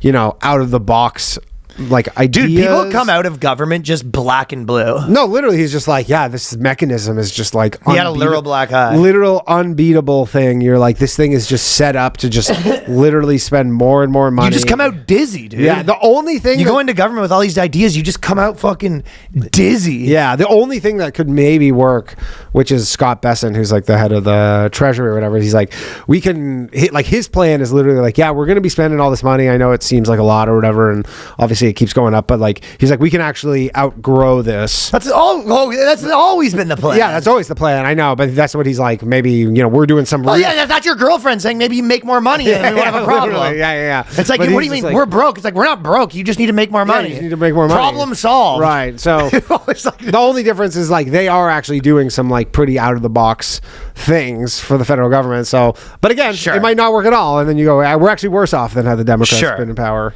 in some crazy way. But the Democrats, at least they weren't going to build a fucking $150 billion golden dome. That is like not really needed. So It's more of a marketing thing though on this end where it's politics is just business as usual. No matter who is in charge, I know. No matter what they promise you, it's just business as usual. It's a big machine that can't be fought. It cannot. No. But with the reaching out to men stuff, it kind of reminds me of like, remember when we used to be at like the comedy club and it was kind of like the early days of, people writing like, I just want to say men are toxic or whatever. Yeah. And then you'd have like a guy that was like kind of a buddy and then he would be online being like, we have a problem with toxic men. And then he'd come to the comedy club and be like, what's up guys? We're like, no. Yeah, what? Yeah, you're like just trashing us on the internet. Yeah, this is them doing that for like 8 years and then coming over and be like, sup retards? And you're like, fuck. Yeah, exactly. Right You're like, off. that's the thing is like, That's how guys feel, I think. I've thought about it enough where I'm like, I don't see a way out for them, really. No, it's just, I guess they're the party of girls. But they got to do something. Party of guys, sort of. Yeah, they're a party of girls, but they got to do something. But they're so fractured on like so many lines where, like the Israel-Palestine thing. You need a generation of people that were born like their whole life, like people that are 18 now, their whole life has been like Democrats talking shit to dudes. So it's like you need another generation where if they do a thing and they stick with it for 8 years, there's people that were like 11 when it started and now they're 19 and you're kind of like, well, it used to be this, and it kind of is like, I don't know about what 20 years ago is. Sure. But you do have to get rid of the old people. Yeah, you gotta get rid of the old I people, will say they ain't going anywhere unless they're dying. Well, do you know how there was like the big girl? Yeah. So she basically, there was this girl and they go, she's the person who's in charge of getting back men to the Democrats, right? She's like fucking 350, right? Min. Yeah, and there's like all these articles and everyone was going pretty hard on her. Stone. She's a big woman, right? That being said, I actually looked at like her stuff and I went in with the attitude of kind of like, oh, this is going to be hilarious. And I went in not being that critical of her. Oh, she's pretty To be normal? honest, I thought she got a little bit of a fair shake because this woman wasn't that old. So yes, she had all the activist stuff in her body. The people who wrote this are worse. I'll go through their thing. But the big chick, first of all, they were like, why are we going to take advice from you if you're big? You're like, she's like, hey, I lost 70 pounds. I'm trying. Okay, something. Right? And then she goes, what they were making fun of her for is she did a video where they're like, she goes, I've been talking to like frat dudes or whatever. Like I love men or whatever. And people were kind of like, it is funny, but it was like, it reminded me of girls I know where it was like, yeah, that's what you want. Someone to just hate you. Yeah, of course. Like it was like, it did seem like someone that you're like, yeah, she's probably friends with dudes or whatever. I've seen way worse. And the biggest thing that she didn't have is the venom. That's good. And the condescension. Sure. So I've been looking through all these people. The actual girl who was getting the most flack, you would be friends with her, it felt like. Okay. All right, fair. I thought... And she was getting everyone shit on. I didn't see it that way. I actually considered it. I was like, maybe we should get her on the podcast and be like... Because it seemed like she was young enough that she probably was like, yeah, no, I don't know. I don't mind guys. Like, we do. And she had her point, which she was like, policy-wise, it's not that crazy. Like, a lot of these guys are abortion guys. They think about this and this. Like, but the messaging is so... That being said, now when they take all this stuff to the boardroom, it's hilarious. Yeah, well, so she was basically like, yeah, she's just normal essentially. I mean, that's some the problem. people here are going to be disagreeing with me because lots of people sent me this being like, make fun of this. Yeah. And I looked at it and I was just like, I did not hate this girl. Okay, all right. That's just I didn't look into her. I only saw the photo. She did not having the hate is like, you know what I mean? Yeah. When you see someone, you're just like, the question is it there? And she's like putting on an act. Like, do we have any like videos from her from like 3 years ago? Like, is she just like, I'm a new person and I love men? That's probably true. And the thing is, with all these people, you're just like, you do get too much stink on you when you're just like, you did 5 years of like being the this, and then you switch. You're just like, to some degree, you got to get a new guy. Yeah. If you have a new message, you got to get a new guy. You know, sure. When a company's saying like, hey, we're changing everything, you got to fire the CEO. You get a new guy. It's like the Knicks. You got to fire the coach, you know? Yes, there has to be like, hey, we got rid of, you have to give someone where you go, remember the people that like were fucking, just shitting on like young men nonstop? It's like, he's gone. Yeah, for sure. I mean, that is the movie. That was Daryl. We got rid of him. Yeah, all those people are gone. We got all new people. And you go, okay, that's a start. That's something. Yeah. I mean, that is the way to do it, but... Well, you check out... the girl who's actually in charge. Tell me if this is who you give $20 million to try to win back, man. This is her bio. She's an American progressive activist, political strategist, renowned for her leadership in reproductive rights, environmental advocacy, democratic reform. In this role, she supported a global team focused on social impact, applying her ecological training to address systematic challenges and promote progressive movements. And she was oversaw the Gender Extremism and Engagement Protection project, analyzing the interplay between gender norms and authoritarian movements. She contributes to strategies promoting the electrification of homes and communities, aligning with environmental initiatives. So you go, does that sound like someone you'd be like, she should be the Lord of the Men? No. The Lord of the Men. Yeah, I mean, as you're reading this, I was like, this chick is cool. No, this is the other one. Oh, this is the other one. Oh, okay. No, this is the other one. This one, the one that I said. I did not think cool. Stop! Don't mince my words there, Paula Shuck. Cool. Ryan thinks all chicks are cool. I said that she was. You could see her being like a fun lesbo type. Okay, that's fair. I thought this is who you were talking about. I just think she wasn't as bad as people said. I thought whoever this is, you like literally stop talking about gender extremism. Like That's literally what I'm saying. lose that from your vocabulary. It's like the reason the Democrats lost is because normal people are like, this is not representative of me. This is not normal. If you're trying to go for abortion, for example, you don't say like, oh, extreme movements are making them really. What you say is, these bitches be trying to fleece you for your fucking money. You got to get on the campus. You go, bitches be crazy. You gotta get her to cut it out. These unhinged hoes. These hoes would be fucking unhinged, man. You want to try 18 years? Then you find out it isn't yours. Yeah. I mean, again, with the abortion thing, you're like, that's a state issue now, so it's not even a federal thing anymore. I don't think they're bringing back Roe v. Wade. I think that ship has sailed. They started with this. They get back to their old tricks really quickly. The group aspires to engage with real problems, such as how the right radicalizes men via online. All right, you're losing them. Already back to their old tricks. Add a zero to your 20 million, because that's not going to cut it. This is not going to cut it. Well, they basically, their whole framework is fucking messed up, and they want to just add stuff onto their framework. Well, that's the thing. It's like they are who they are, and they're trying to be like, how do I continue being this stuff? No, they're like manipulate people to get into power, and you're like, you're not. Yes, so they're definitely trying to do that, but also is the equivalent of like two people are in like a couple's in like a big fight. Like, okay, if you were in like a big fight. If you're in a big fight with like your fucking girlfriend or something, right? And someone comes up and they go to your girl, they're like, yeah, I know he's a lot sometime. And then they go to you, they go, can you believe that bitch? And you go, you're dead to me. If one of my friends ever went up to the girl when I was in a fight with her and it was like, yeah, I'm sorry about him, you'd be like, you're my op now. Yeah, you're the op. So they want to be able to go to the girls and be like, yeah, men are problems, we need to stop them. And then to go to guys and being like, what's up, fellas? Like, yeah, well, I understand your issues. And you're like, no, you're an op. Yeah, you're like, and it's clear. You're like, you're not even good at doing this.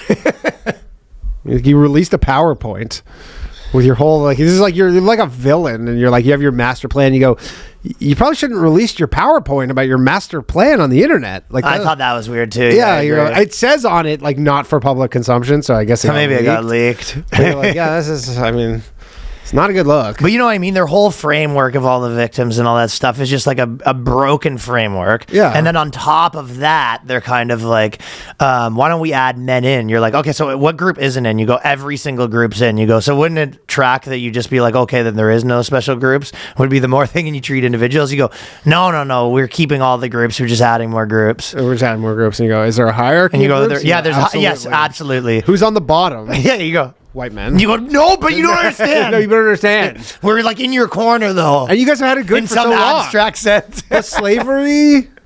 Slavery. We're in your corner in some abstract retard. You can say retard. You know what I mean? We won't say colonizer anymore. I mean, we will, but so I don't think. Yeah, they just have to clean house and start again and get like a cool guy with a hot bitch that's running for. You know what I mean? Sure, but then he'll just be like, yeah, I'm Republican though. No, I think the Newsoms of the world know how to play the game where they're just like, I'm not going to say none of that shit anymore. I'm fucking, Pete Buttigieg or Newsom. I'm back to like the guy. Their best hopes, I think. I'm back to trying to be the guy that you would have a beer with, you know? Yeah, booty juice is pretty good. Booty juice. This is what's in their thing. So their branding proposal, they say, speaking with American men, Sam is a brand that evokes both the universality and the Americanness of the project. So they were feeling themselves with the name Sam. Yeah, that's a good one. They thought they really hit it with that, which I actually felt like Sam didn't feel that great to me. Avoid moralizing tones when addressing male audiences. They are sort of on the right track, but I also feel like, again, how much do some of these people hate having to do that? For sure. I mean, literally. Imagine just people having the fucking... Just stop having women talking to men about this stuff, period. So badly they want to condescend. It's worse than women. It's fucking... like a gay. Yeah, it's like honestly they need more than $20 million because they need like The Rock or like John. Nah, The Rock's compromised. He's like a walking sponsorship. You know he's bought and sold. But he's got a price. They need people that aren't compromised. I know, but The Rock's got a price, and or maybe Stone Cold or something. Yeah. Well, he's probably a Republican. You need a guy that doesn't feel like he's trying to sell you something. That's the end of the day, That's right? a tough one. That is tough to find. Well, no, then maybe he's actually not trying to sell you something. Like that's the problem. Well, that's why it's politics, hard for them. When we're in comedy, like let's say you're doing like a branded commercial or a corporate event, and they go, "Yeah, we want something a little edgy," and then you go, "No, you don't." Yeah, right? No, you don't. So I think that's what's up, gay retards. Cut his mic. So I think that's where they're going to reach problems because they're like, we want a thing the guys like, and they're like, and they go, yeah, we'll do this. They go, what is there any other things the guys like? Yeah. Well, the problem is like there's like no filter. There's a million. What about some filter? There's probably a million voices in this shit, and so someone's like at the top is like, yeah, this is what we want, and then someone does it, and then just the complaints start pouring in. Right. And then they have to fire those people. Is the only way that they. So they're in a rock and a hard place. They're stuck. The men are lost thesis. Many men today find themselves increasingly alienated from jobs, family, clear sense of purpose. So basically, they're saying like, we tried saying they're privileged, now try saying they're victims. Yeah, sure. And also, do you have any plans for the economy? And they're like, no, we don't. We can print more money. I think their thing for the economy, their main plans is kind of like all just redistribution stuff. They're kind of like, we're going to give you like first-time housing credits, sure, and maybe like some free education, stuff like that. I think is their pitching. Yeah. Well, basically, again, it's not that crazy to pitch young people to be like, hey, we're going to give you all this stuff. You just have to remove the groups. Be like, instead of saying like we're giving black people this and black people this, if someone's made that point before where it's like back in the day you used to be able to kind of say this to one group and then this to the other. You used to be able to like go to one friend and be like, I guess I fucking lose. Yeah, well, when every rally wasn't televised, you'd go to like the fucking iron workers and be like, we're giving you all this stuff, and then you go to like the black group and you go, we're giving you all this stuff, and it just didn't make it out. Now they think that so you kind of have to get rid of that stuff. Yeah, well, it's difficult. Building trust through listening tours. And that's where you're just like, can you imagine being like some chick that like got a job working at the DNC and they go, your job is to go to fucking frat houses and do listening tours. It's like a right-wing struggle session, essentially. Listening tours. Literally just sit on a fucking stage in a chair while everybody calls you a dumb bitch. You just got to take it. That's so funny to me that some of these people, they were living the high life of fucking, I'm with her 4 years ago. Now they have to sit there and do a listening tour. Hey, I mean, that's the cost. All right, boys, I'm here to listen. It's the cost of reacquiring power. Shut up. Show us your tits. Actually, don't show us your tits. Yeah, okay. So men seem to like titties. Yes. Okay, well, we can work with that. They're saying masculinity and ballot box. There's no contradiction between a strong man and voting Democrat. So they're saying that maybe we're the strong man. Sure. Well, you're only saying that now after a decade. Oh, you just go, who's the strong man? No, you kick them all out. Yeah, you kick them all out, and then you told feels them like you kicked them all out. You kicked them all out. Told them they were inherently bad. Like kicked out RFK. Yeah. You go, they're strong men. You go, which one? And they go, Do you have one guy who can do more than 20 push-ups? I guess Newsom is their probably main strong guy. I guess not the best strong guy. I'm telling you, they need Arnie. Newsom's got a little too much sleaze on him. Yeah, he is still there. He's still so polished that like he probably. You want Arnold? You think Arnold comes back? No, he can't be president. That's true. The SAM team advises developing specific language to frame these policies as a path to economic empowerment rather than government dependency. I think there was something to be said. Oh, you don't like government dependency anymore, Democrats? All right, that's new. Fucking. They have to. I think the problem is if they want to get men in movements, the men sort of usually kind of choose culture more than women historically, if you look at cultures. So they have to allow men to work their way through that culture and actually be at the top. Whereas they're like, you can be in the Democrat establishment, but you can kind of be like a middle thing. Obviously, we preference to the handicapped women or whatever. And you're just like, okay, well, why would I do that? Yeah, why? Yeah, why would I play a game that's like rigged against me? Yeah, and there's like, well, it's not rigged. That was one of my biggest things I've always like drove me fucking nuts is when you hear people talk about like people in my life that aren't even dumb will say DEI and they go, well, it doesn't hurt one race, and you go, well, if it doesn't hurt one race, then it doesn't help. It's the race. literally a zero-sum game. It's either doing nothing. So you go, it doesn't hurt a race. You go, well, then it does nothing. And you go, no, it helps one race and it doesn't hurt another race. You go, is your brain broken? Sure. Yeah. But they go, no, it's like, they go, they have to think that. It actually is probably I know multiple people that believe that simultaneously. They go, it helps one group, but it doesn't hurt one group. And it's like, have you seen the Harvard admissions statistics? Like, how do you even, how is your fucking logic synapses? Dude, there was literally an interview with Harvard just had their graduation, and they interviewed this black girl, and they're like, how'd you get into Harvard? And she literally was like, my grades weren't good enough, so then I chose not to submit them to Harvard. And you're like, your grades were so bad that you were like, I'm going to apply to Harvard, not submit. How do you not submit your grades? She literally was like, my grades were not good enough to get into Harvard, but I wanted to apply there. How's that an option, not submit your grades? Well, it's an option for certain groups. And then she's like, I didn't submit my grades. And then the guy's like, well, you must have had lots of extracurriculars. And she's like, yeah, I was like a cheerleader, and I played volleyball. And you go, that got you into Harvard?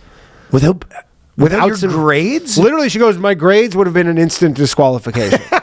So I just chose not to submit them. And you're like, what world does that happen in for? It's like you're going to a job and you chose not to submit your work experience. Yeah, you go, where'd you work before this? You go, I choose not to submit my work experience. You go, you're fucking hired. We like your moxie, kid. You go, they literally are like, man, the balls on this chick did not submit her grade. She must be good. I know. Yeah, and she's just like, yeah, and I got into Harvard. Being on Tinder, I choose not to submit my picture. Basically, yeah, it's just the bird on Twitter. Don't worry about what I look like. Yeah, don't worry about it. Are you interested or not? I go, I am interested. the mystery. The mystery, yeah. Well, the last thing was kind of funny to me was that Nate Silver apparently posted this, but he said, although I've seen it written about lots of places, I was honestly surprised at how strong this relationship among voters who report poor mental health. Liberals outnumber conservatives 45% to 19%.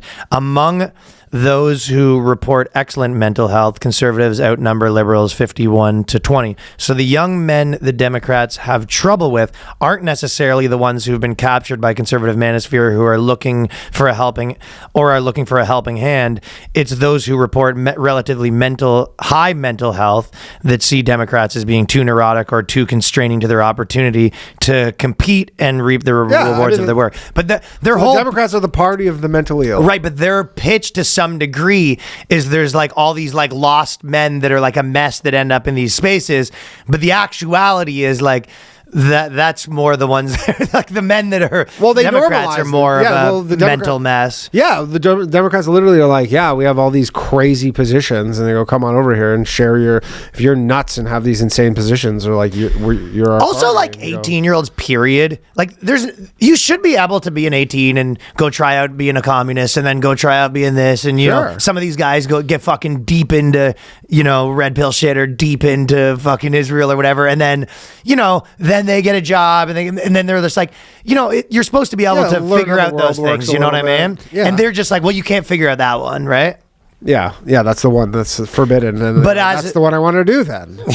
That's the forbidden fruit. The forbidden party. You go, okay. I'd like to try that. I've been loving my analogy that Israel is the bikini photo for men. I already told you that, right? What are they doing over there?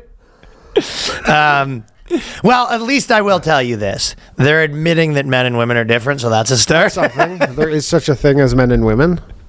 You know what I mean? That's a good starting off point. So, and again, by the way, with the Elon Musk thing, one thing, I watched this PBS clip. It's pretty funny. Because they're talking about the Doge stuff.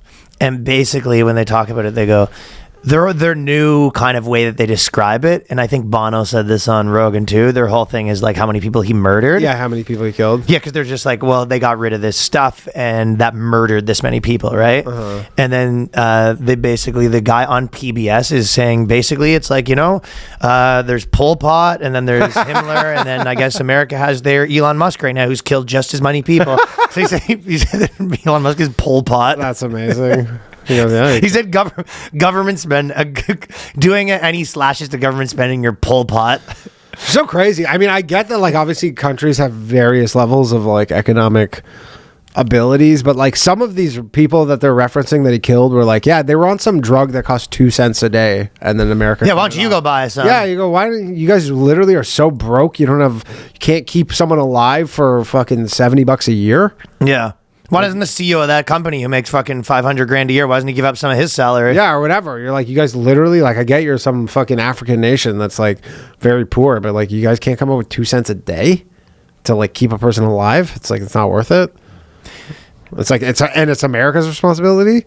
Yeah, you've seen the commercials, 2 cents a day. 2 cents a day. I mean, with inflation, it's way more than that. Well, I guess that's the idea, is like once it becomes America's responsibility, no matter how many people got their grubby little hands on the fucking drip, yeah, you go, anytime you stop this, you're cold-blooded slashing the throat of an African. Yeah, basically. You're taking away their fucking HIV meds or whatever. Dude, calling him Pol Pot is so funny.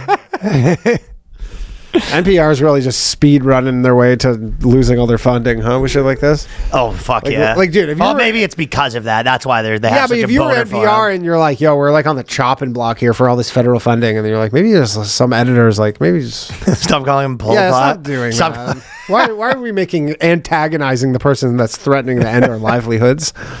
Like, you're like, you don't see how only like a certain small percentage of their money comes from there too. It's not even apparently it's another one of those things where they can't decide whether it's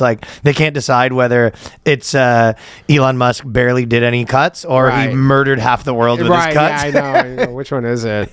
Same with PBS. They can't decide whether it's like this is existential, like they're ruining public television, or actually it's not even that much money we get from the government. Yeah, exactly. Yeah, for sure. They're like, yeah, it's not that much. I'm like, why would you even cut it off? It's like insignificant. Yeah. Okay, so I always like relating it. No. We'll die. We'll all die. We'll die. Yeah, I always like relating it back to the girlfriend situation, with the girl being like, "You're like ruining my life," to being like, "It's not even that much money you give me." And you're like, "I'm gonna fucking die. My life's gonna be over if you don't buy me this thing." And then being like, "It's not even a big deal. It's nothing." Yeah. Go, which is it? Which is it? Yeah. Is this murder or the opposite? But I just brought. I had a good Canada one that I wanted to say what was going on over there. I bet it's something gay.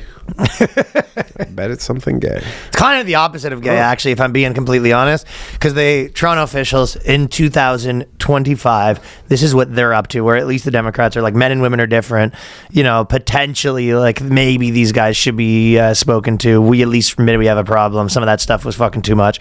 This is what they did in Canada. Toronto officials are taking applicants for their black-only homeless shelter, where everyone from employees to the homeless could be excluded based on race. So they basically are doing all the different homeless shelters. Yeah. Now, I don't want to say that this is a comedy bit. Based. yeah, that. I personally don't want to necessarily say that this could be a Def Jam comedy bit, but you see in the white shelter. In the white shelter, they drive like this. In the white shelters, they'll be like, "I'll have my gruel, please. Food, please." You see, in the black shelters, he'd be like, "Get off where my motherfucking bed at?" Well, yeah. I mean, invariable. This is going to lead to some story where, like, especially in Toronto, where like someone froze to death because they couldn't get into the white shelter when there was beds in the black shelter. The white shelter be like, "I'd like to get inside, please. I'm cold. Brr." And the black shelter be like, "You want to have a motherfucking pillow fight." You know how them feathers be flying when you have a pillow fight with your bros in the homeless shelter. Yeah. Whereas the white shelters be like, I guess I'll just stay at my dad's house. Yeah. Dude, they're literally, someone's going to die. They're going to freeze to death because they can't get in. And because there were empty beds in the black shelter, but they're not allowed to put them in the black shelter. And then CBC is going to like write an article about like his internalized ass. No, it'd be like internalized racism caused this like homeless person to die, because homeless people are still pretty high up on the hierarchy of victimhood, right? So like that'll be a tough one for them to figure out, where they're like, how is dead this, homeless guy, like a dead white homeless guy? You're like, how is this not a fault of this policy somehow? And it'll just be like, is there racism? I think the Toronto Star would probably be like, and this homeless guy that probably could have just went to his dad's $1 billion Right, house. yeah. Yo, you couldn't go to daddy? Daddy couldn't house you? Oh, I'm sorry. That's what I'm saying. The white homeless shelters be like, I guess I'll just sleep under the bridge. Whereas black homeless shelters, I guess I'll just freeze to death. see, the white homeless shelters, they be like, I guess I'll just eat my poo. Whereas the black homeless shelters be like, give me my motherfucking chicken. Sorry, are they doing this for sure? Oh, yeah. Yeah. Okay. This is happening. Safe spaces for black clients and staff, culturally appropriate food and nutrition, black specific toiletries. Well, I guess they have different What's hair. I guess it's a hair. Oh, is that just Cocoa butter? Yeah, it's cocoa butter. It's just a garbage, giant industrial garbage pail of cocoa butter. Yeah, hand cream. Yeah, a lot of lotions. You know how ashy they be over at that white homeless shelter? Yeah, the black homeless shelter is just like basketball nets above the bed. The basketball nets above the bed, the freestyle rap corner, just industrial size fucking lotion. Like, here's your man. Your toiletries bag comes with like a toothbrush, some butter, a do-rag. Yeah, same, and they have different needs. Black toiletries, hygiene products laid out over the city confronting anti-black racism, CB's culturally appropriate nutrition. So, I don't know. I guess they want that food spicy. They want you know what I'm patties. saying? They want the food Where's spicy. the goat rotis? Yeah, so they've been up to some fucking wacky ass fucking ish in Toronto right now. All right. Nothing less. CN Tower is going to light up red for menstrual day. So they got the CN Tower is going to be red for the periods. Yeah, okay. That's good for them. Bunch of buildings are just lighting up red. I didn't even know there was a menstrual day. No, remember they did the other one, and we did an intro about it once, but they had another one where they're putting the period flag up in the thing. So the Toronto right now, they're trying to make the CN Tower red, and you're like, oh, that's cool, it's red. You're like, no, it's for periods. It's like, what? Well, Remembrance Day and Period Day have the same amount of days. It is kind of weird, yeah. They each get one day. Period Day, huh? I think period days, if they were actually smart, they would do period day. They would have some drug that makes women all sync up, and then they have one day of their periods, and that's the day they can't come out like werewolves. Well, they should do instead I think what happens is when the tower turns red, girls know that's your time where you're not allowed to leave the house. Sure. It's like, this is when your time. I don't want to.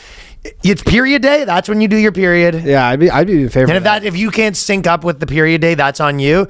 But it's like, you be nice to women. You go, okay, are you okay? But then as soon as the thing's not red anymore, you're just like, shut up. Yeah, they should do the Quit crying. like how in quit crying. How they do in Chicago on St. Patrick's Day, how they turn the river green.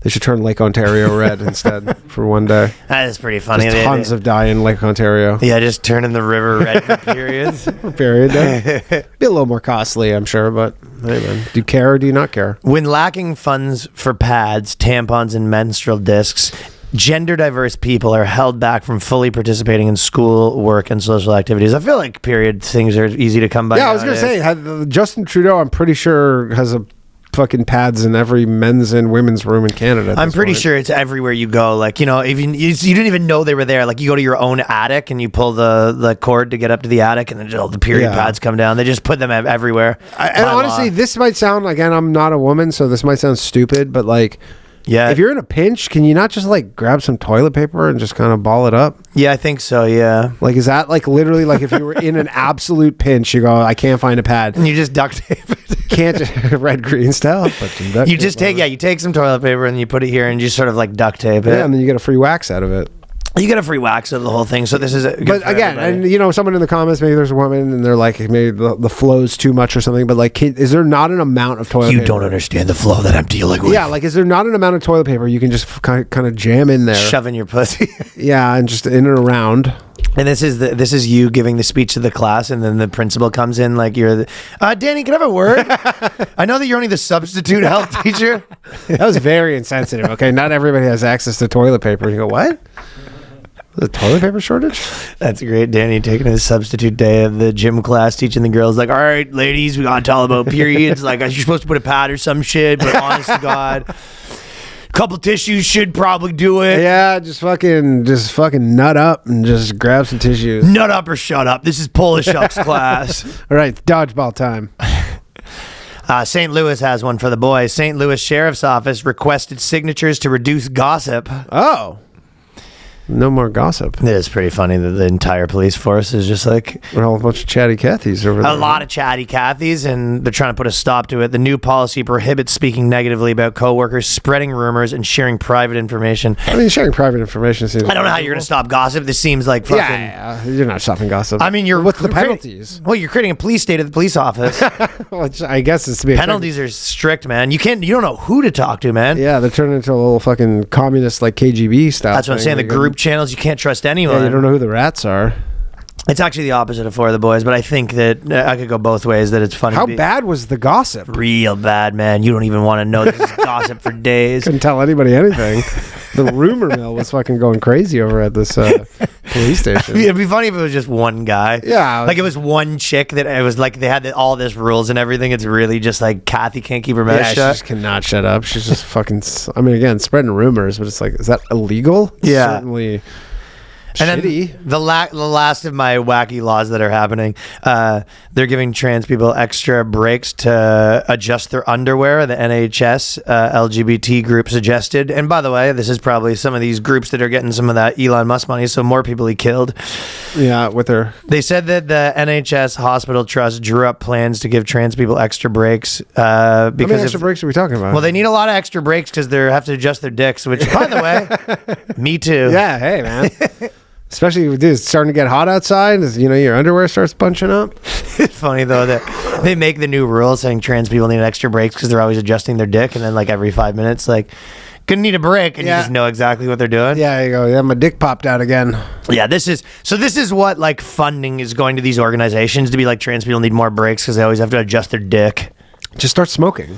Yeah, that's what I'm saying though. You go, there's a million. Anyone else being like, okay, well, I'm fat. I need to adjust my belt. Yeah, I gotta adjust my belt, and it's hard to adjust my suspenders. Yeah, Danny needs an extra time because he has to fucking adjust the cum in his I mouth. gotta tuck my dick back in. I gotta tuck my dick back in and out. Adjust my foreskin. I just like it. It just feels good, you know. Just give it a tuck, untuck. Yeah, so it is funny. It's just funny to me that that's where money goes into these organizations, and then they go. Crazy thing is the money. The amount of money just for the planning, too, right? Like just for them to come up with this proposal. Write it down. Have meetings about Oh, it. dude, endless meetings. It's just a meeting. Dude, they're bringing in like multiple trans people. They're doing like focus groups to be like, so what are your problems in your life? Yeah, how often do you have to adjust your dick? And they're just like, I'm suicidal. And they go, we can't do anything about that. Yeah. But how about an extra 5 minutes to untuck your dick? How about some tucking dick breaks? That might be something. You paid dick tucking. It's like the solution to tucking your dick would just be like maybe just don't wear pants that are so tight that it needs to be tucked. Hey, Ryan, do not tell people what to do, okay? They don't like that. What does tucking mean? Do they Yeah. do they take the dick and then sort of like You never been fooled by a trap before? Ryan's first time, huh? I'm saying do they try to get it between their butt checks and then clinch it? Or do they I don't know the mechanisms. or is it tape? Probably some tape, and probably it gets a little warm. Then the So they have to go. adhesive starts. So they have to keep going retape their dick. Well, they didn't use enough tape the first time. Or maybe the problem is the tape. Maybe they should just get lessons to tape their dick right the first time. Then you wouldn't need. Who's paying for these lessons though? Or why don't you just tape every time you go to the actual bathroom after you're pissed? Why don't you just tape it back up right? Oh well, that would be nice. Well, they need a piss break, and then between the piss breaks, they need a dick tape. Yeah, break. sometimes you're just walking around and just you're walking around, you're doing your job, and you just hear. Oh, my dick's out again. This is really embarrassing because everybody thinks I'm a woman. I'm presenting as a woman, but then my fucking hog's hanging out. Hog is hanging, and I'm not wearing underwear. And not wearing underwear, hog's hanging. You go, I got to Wearing tights. Yeah, I got to do something about this. I'm wearing a short skirt, no underwear. Yeah, and I got a big old piece on me, and so this is a real problem. So that's what their money's going That's to. good. And chest binders. That's because if you're a woman who's a man, and then you wear the chest binder, sometimes the Your boob titties, pops out? Yeah, the boob you just have one boob just pops out at the top of your shirt, and it just looks weird. You just Okay, have so one really, boob it like pointing presses up. your boobs all the way Yeah, down. it just like flattens them or whatever. So then just like one pops out, I guess, because it's so much pressure, and then you got to be like, I need a paid break to deal with this. So that's what they're up to. Yeah. You seen Alec Baldwin?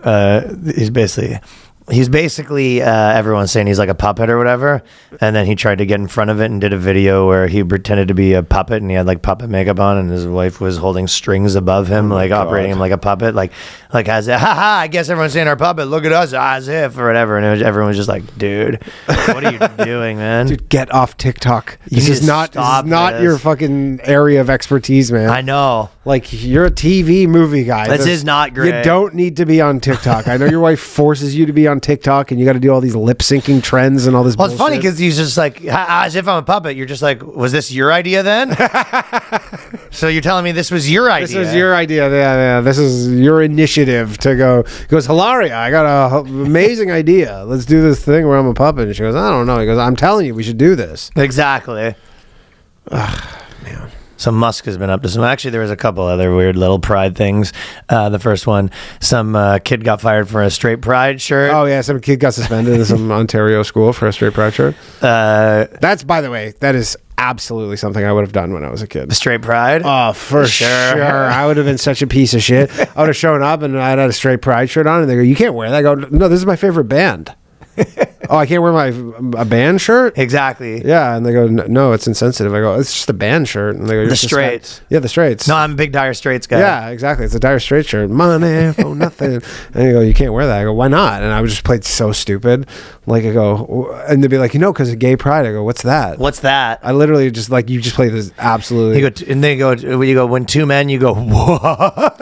I told you. I just told you the story with the No Ma'am shirt that I wore when I was in Israel. Yeah, but I'll hear it again. Basically, when I was in Israel, when I was on some trip to like a birthright kind of thing or whatever, and then there was like a big group of us, and we were like walking to some market, and I saw a No Ma'am shirt for sale, and me and my friend Lewis, we both bought them. Yeah, and we put them on, and then we got the No Ma'am right here. The No Ma'am hat.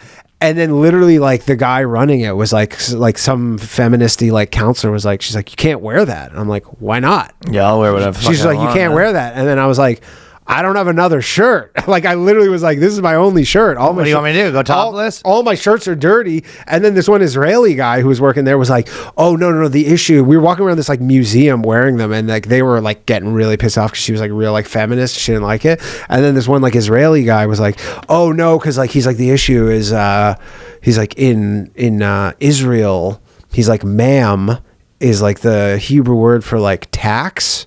So he's like, and then he's like, it's like a big thing if you're like it was basically what he's trying to say is like, you're like protesting. It's like some big thing like protesting taxes. And I go, I don't have a clean shirt, so I don't know what to tell you. This is my only shirt. And then they're like, okay, well, you can't.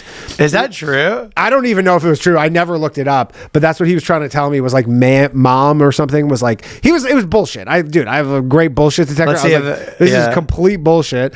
And then they were like, okay, well then you can't do any group activities. You just, whenever we do anything, you just have to sit on the bus in your No Ma'am shirt. And I go, okay, got to do what I got to do, I guess. The word for tax is mas. Mas. So it's close enough. Anyways, and yeah, so it wasn't, there you go. He was lying to me. It wasn't even true. And then they were trying to think of every excuse, and then they're just like, well, then you can't participate. And I go, all right, I'll just sit on the bus, I guess. Yeah. And I would just like, they would go do all this shit, and I would just sit on the bus in my No Man shirt. In hindsight, it was stupid, but... Well, you know, I guess you could have turned it inside out, but then you're a bitch. Yeah, I wouldn't do that. Yeah. I think they gave me the option. I go, I'm not doing that. This is a political statement that I'm making. This is a political statement. I was like 13. I was just like, I'm not doing that. I was just like, I don't. And I kept being like, I don't have any clean clothes. I don't know. We haven't that long. Was it your buddy too that had to sit in the bus? Yeah, both of us just would sit on the bus. And you used to smoke back then too. I used to smoke. Yeah, and I was just smoking Marlboro Lights, just sitting on the bus while people would like go do some fucking gay ass tour of something. And I go, they're like, "What'd you see?" And they're like, "We saw some rocks." And I go, "Sick." I had a good time on the bus, but that was like before smartphones. So like you're really raw dogging it. Like there's nothing to do but smoke cigarettes. Yeah, like literally not a thing to do. It's just like it's like a bus pulled over on the side of the road and I'm just smoking darts. I used to like a good but I would have totally done the straight pride thing. That would have been me. You know what else? Speaking of Israel, which led me to Piers Morgan, which reminded me I watched this debate with Eric Weinstein. Yeah. Did you see that? No. So Eric Weinstein, who I actually don't like sometimes, but he basically has, I guess, this theory where he's like string theory. Yeah. the way that the String theory, which he will literally go to say, he's like the string theory guy, and he goes, nobody knows what it is.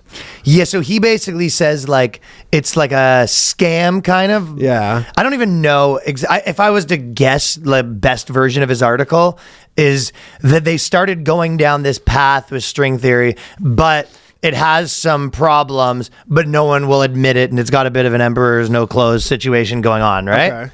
They're in this debate, which had like 1 million views. I don't know a word these guys are saying.